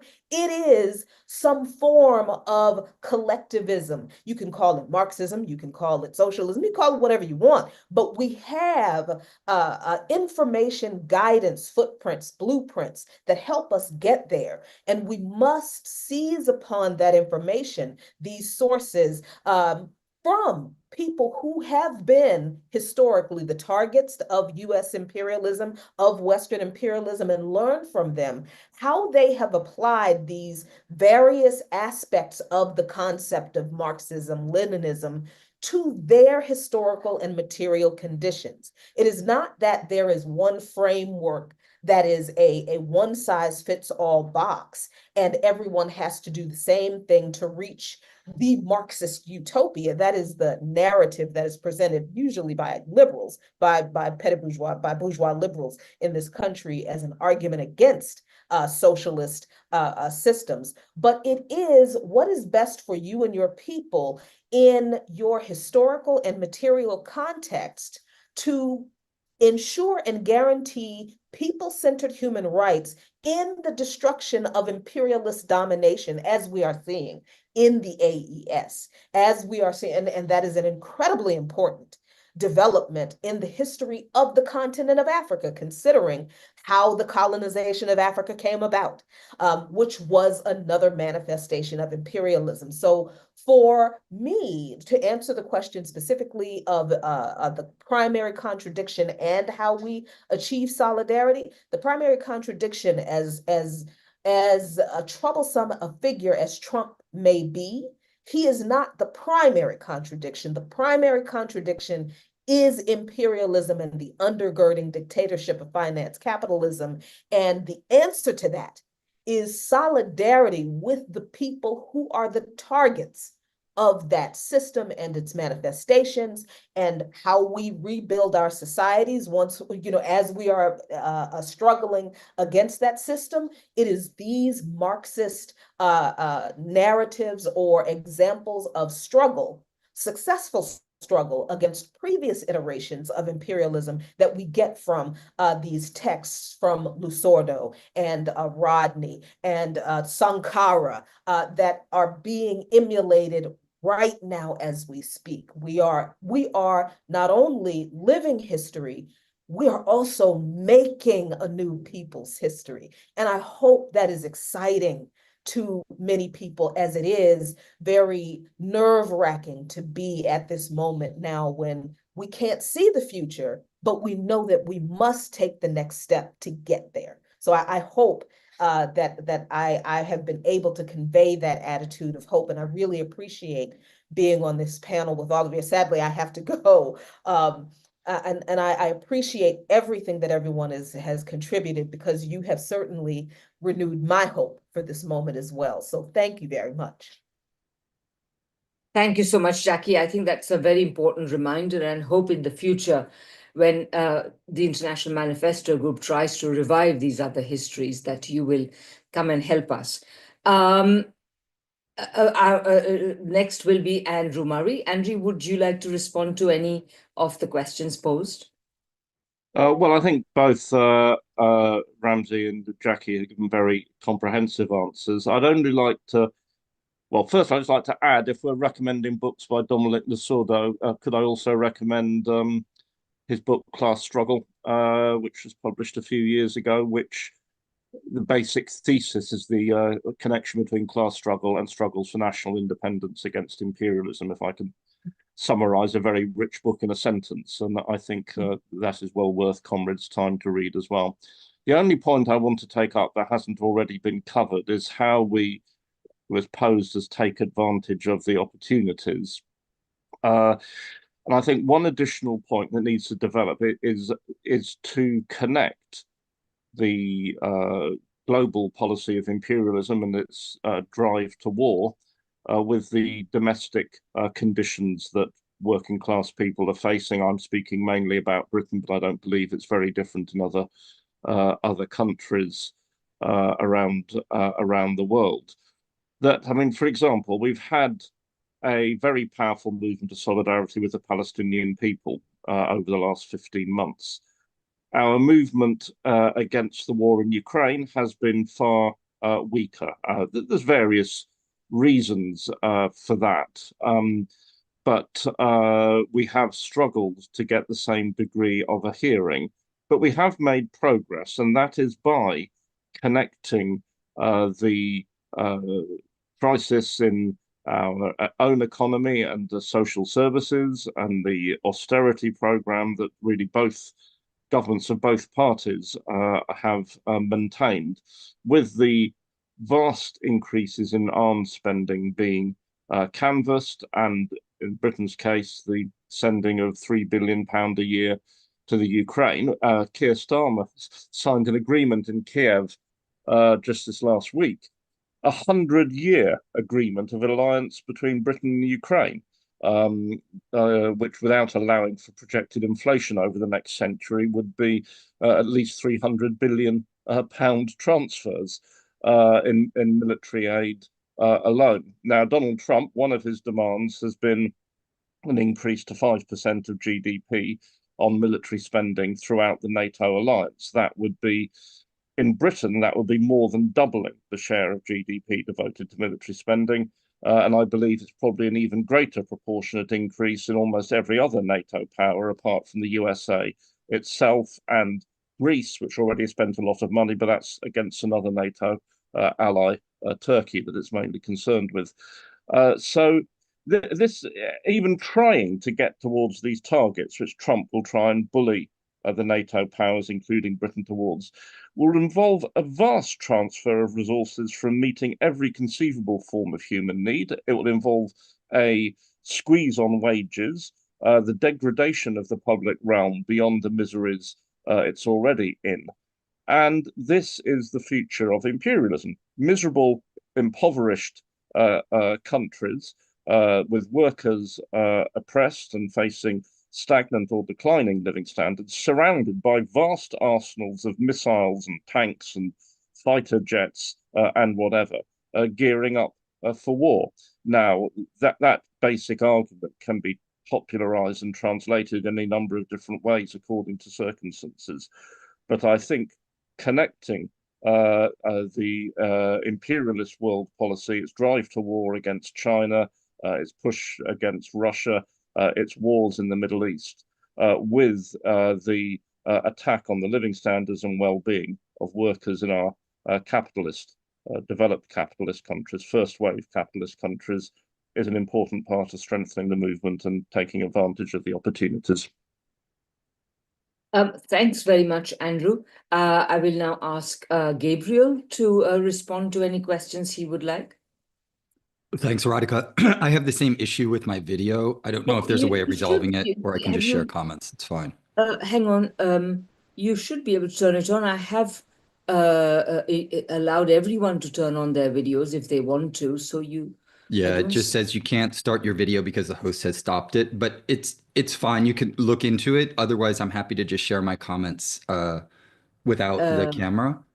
Yeah, because earlier Jackie could turn hers on. So I don't understand. I have renamed them. I'm not sure why, but I will proceed to not bore people then. Okay, just a few continue, but I'm trying to solve this, yeah. Okay, no worries. A few quick comments. One is that regarding the China's the one China policy in general, I do think that one of the really remarkable things that you see on the global stage is the discrepancy between capitalist forms of governance and socialist forms of governance, and that China has long-term strategic thinking at the center of its entire project, and the capitalist West does not. It is anarchic.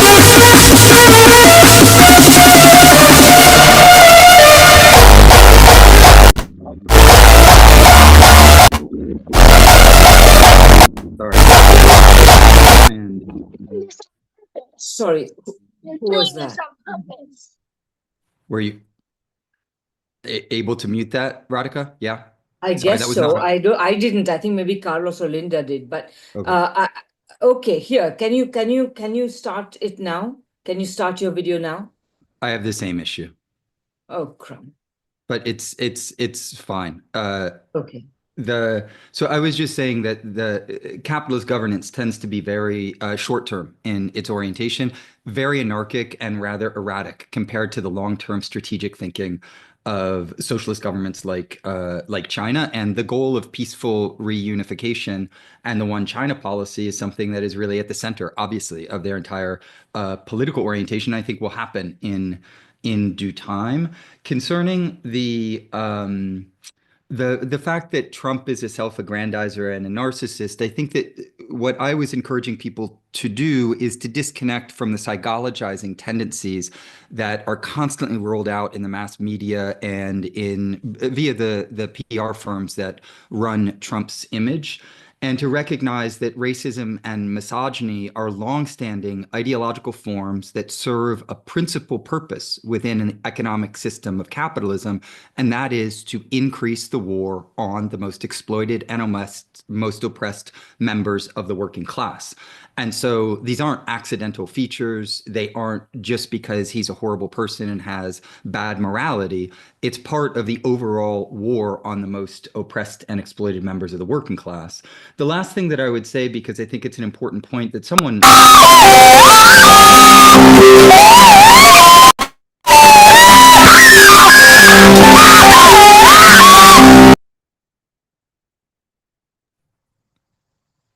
my fan base apparently keeps sharing some of their musical choices with us. You are the only one who is about you and me are the only ones who are not muted. Yeah, it's definitely not my music, definitely not coming from my anyway, I'll wrap this up quickly by saying that the contradictions that are apparent on the global stage are very important, and we have to take full advantage of them in order to move forward. Meaning, organizers and educators and cultural producers have an incredible opportunity because it's clear that the facade of the U.S. empire is cracking, and people are seeing through it in ways that they haven't, I think, in a very long time.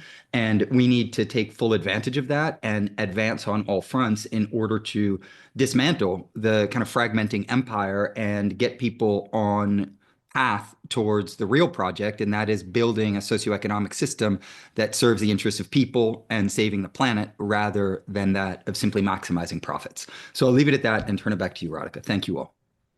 Yeah, thanks, Gabriel, and very sorry for all the malfunctions, but that was a great response. Thank you. I'll ask Keith next. Please go ahead, Keith. Yeah, thanks very much. We've had some brilliant replies already from the other speakers. I just wanted to refer to the very first question that was raised, whether it was directed specifically at Gabriel, but it was whether one had noticed popular sentiment for the unification of Taiwan and the mainland among everyday Chinese people.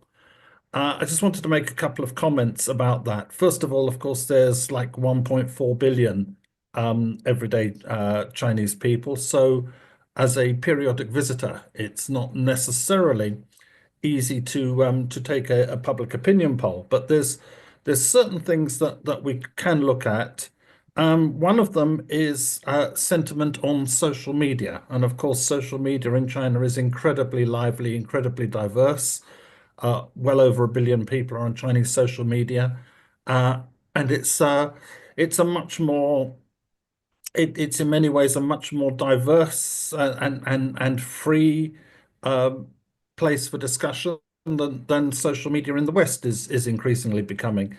And what one can say if one looks at social media is that the sentiment for reunification and a stridency, for want of a better word, to come immediately to mind in that is that actually, if anything, the Chinese government has to be a restraining influence on public opinion in China in terms of the degree of urgency and with which this goal would be pursued.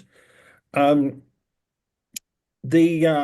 make I think a relevant comparison, because obviously there is a clear comparison anyway between the issues of Taiwan and Hong Kong, as other speakers have alluded to. But in the 1980s, when because the lease on the new territories in Hong Kong was going to expire in 1997, and 1997 was indeed the year when Hong Kong finally returned properly to China. But from the 1980s, the process of negotiations began between Britain and China regarding the Hong Kong handover. Margaret Thatcher was the Prime Minister at the time that those negotiations were initiated. And her opening gambit, as she was flushed up from her success in the Malvinas War, her opening gambit was to go to Deng Xiaoping and suggest that the lease be renewed and British colonial rule in Hong Kong should continue. And that was, dismissed out of hand by Deng Xiaoping. There are various amusing anecdotes about how it was received, which there aren't time to go into now. But one very important thing that Deng Xiaoping said was that if China agreed to extend the lease over Hong Kong beyond 1997, then we would, he said, be no better than the Qing dynasty. The Chinese people would not tolerate it, and we would have no alternative other than to step down from office. And I think that was an accurate reflection by Deng Xiaoping of the question of reunification as it related to Hong Kong. And I don't think that there's any reason to suspect that it doesn't apply at least equally, if not more so, to the question of Taiwan. I think it's very important to note that people-to-people links between the mainland and Taiwan, whatever the state of the political relationship, people-to-people links between the mainland and Taiwan continue to thrive. Hundreds of thousands of Taiwan people, young people in particular, live, work, study, own businesses, run businesses, work in businesses on the mainland. And I remember about a year and a bit ago being in Fujian province, and which faces Taiwan across the straits, and people there saying to me that the people on the other side of the Taiwan Straits, they're our family members. We speak the same dialect. We like the same kind of regional food dishes, and so on. And I think that's that's a very commonplace sentiment. And finally, I think it was yesterday's Financial Times. It's interesting that they should have opened up on TikTok and Taiwan when the US thing is at its present state. But there was a big feature in the Financial Times saying that TikTok was considered very dangerous in Taiwan because it was influencing young people in Taiwan to take a more favorable view of the mainland. So I'd just like to offer those points and also endorse what all the other speakers have said. Thanks. Great, thank you, Keith. And Sarah, please go ahead if you would like to respond. Well, thank you, Radhika, and thank you again to International Manifesto. And there's all kinds of points I could respond to here, but I want to, just in closing, I guess at the end of this session, is to say, expect the unexpected, that US plans will not go according to how Trump expects. And I think this we know. Now, a great deal of his plan is all about tariffs. And it was shocking to me to see that even Canada said yesterday they will match US tariff for tariff. If tariffs come on them, they will do it from peanut butter to grains to every possible, and they've already drawn up a plan. That's a shock. So, and by the way, Mexico has said the same thing, along, of course, with China. So the idea that the US can, by diktat, just impose tariffs on the world, and that there'll be no response, there will be an immediate response from every country where the tariffs are imposed. Now, the tariffs are an attack on working people right here, because the raise in prices is felt every supermarket, every shopping list right here. It's a damage to the economy here, but it does immediately benefit the corporate billionaires, because the prices that they pass on, the price raise of the tariffs, but it means that the corporate owners can raise every other price to match that. And that's a big boondoggle for the corporate owners, and it really will be felt here in extremely painful ways. In the same way, by the way, that the military budget is just passed on here by a constant looting of the social programs here. And we can see this in the lowering even of life expectancy and infant mortality, especially in the US. Now, on the ceasefire, I just wanted to say one word about, and this is truly speculation on my part, but I do think that it was in Trump felt it was in his interest that it be before his administration came in. It gives room for a second round, another round, and a blaming of Biden and so on. But if that's possible, because as we can see, Israel failed on every level, and that's not likely to turn around. So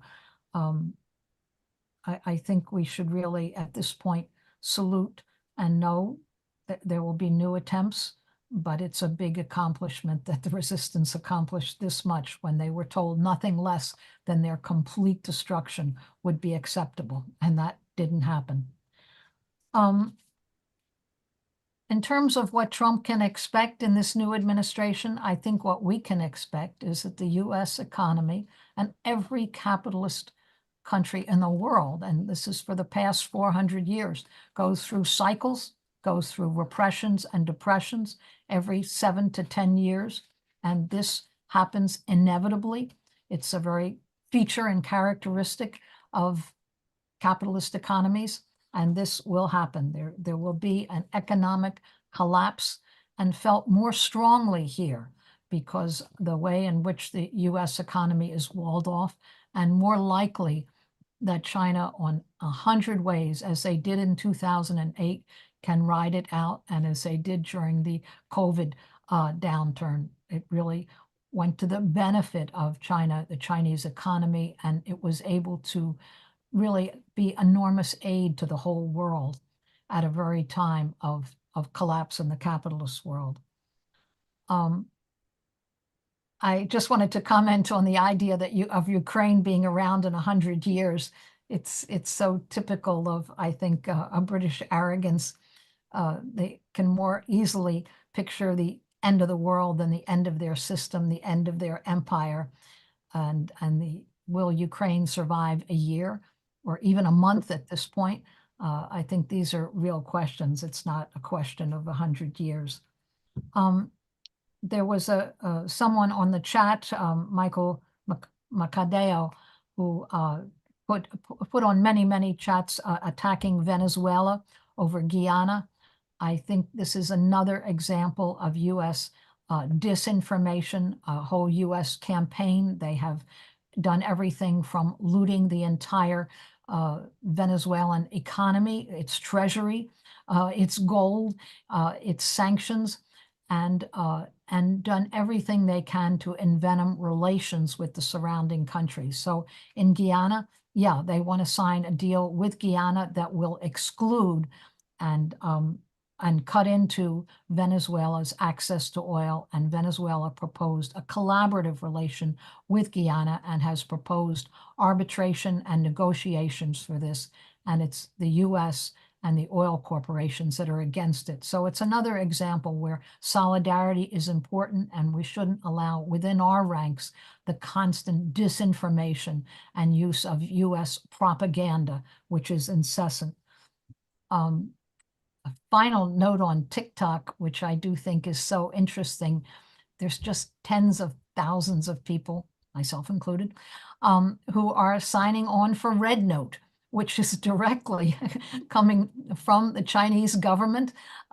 It's also a Chinese-owned app. So it does show a kind of, here in the US, even among young people who you think aren't political, their anger at the cutting of TikTok, their interest in what's happening in China, and they're going to find much more politics on Red Note than they ever found on TikTok. So it's an example of where US thinks they can do one thing and it can have the opposite effect. So I do say expect the unexpected, expect the people of the world to increasingly respond together in ways that are cohesive, and expect a continuing erratic US attitude. So our hanging together and explaining issues is a real contribution that I think we can make. So that's it. That's great, Sarah. Thank you very much for reminding us of all the contradictions and the fact that the US is losing control, which is an altogether good thing, but it can also have lots of proximate bad effects. But I just want to say that, to apologize to Quanta and Jeffrey, we're already at nearly 11, an hour and 40 minutes. No, sorry, 2 hours and 20 minutes past our time. Thank you, Jeffrey.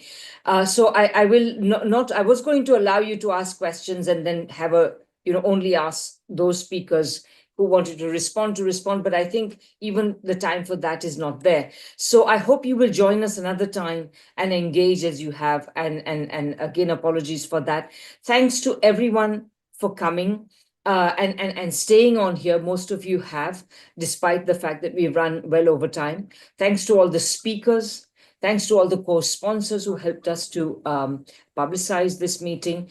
And please watch out for new webinars that are coming up in the near future. We are going to have one very soon on the Venezuelan elections, I think, and many others are planned. So please come and join us. With that, I will say goodbye and good night. Good night from me here in India, anyway. Bye-bye. I'm just going to save various things so that we don't lose them, but otherwise feel free to leave if you want to, or yeah. Okay, great. And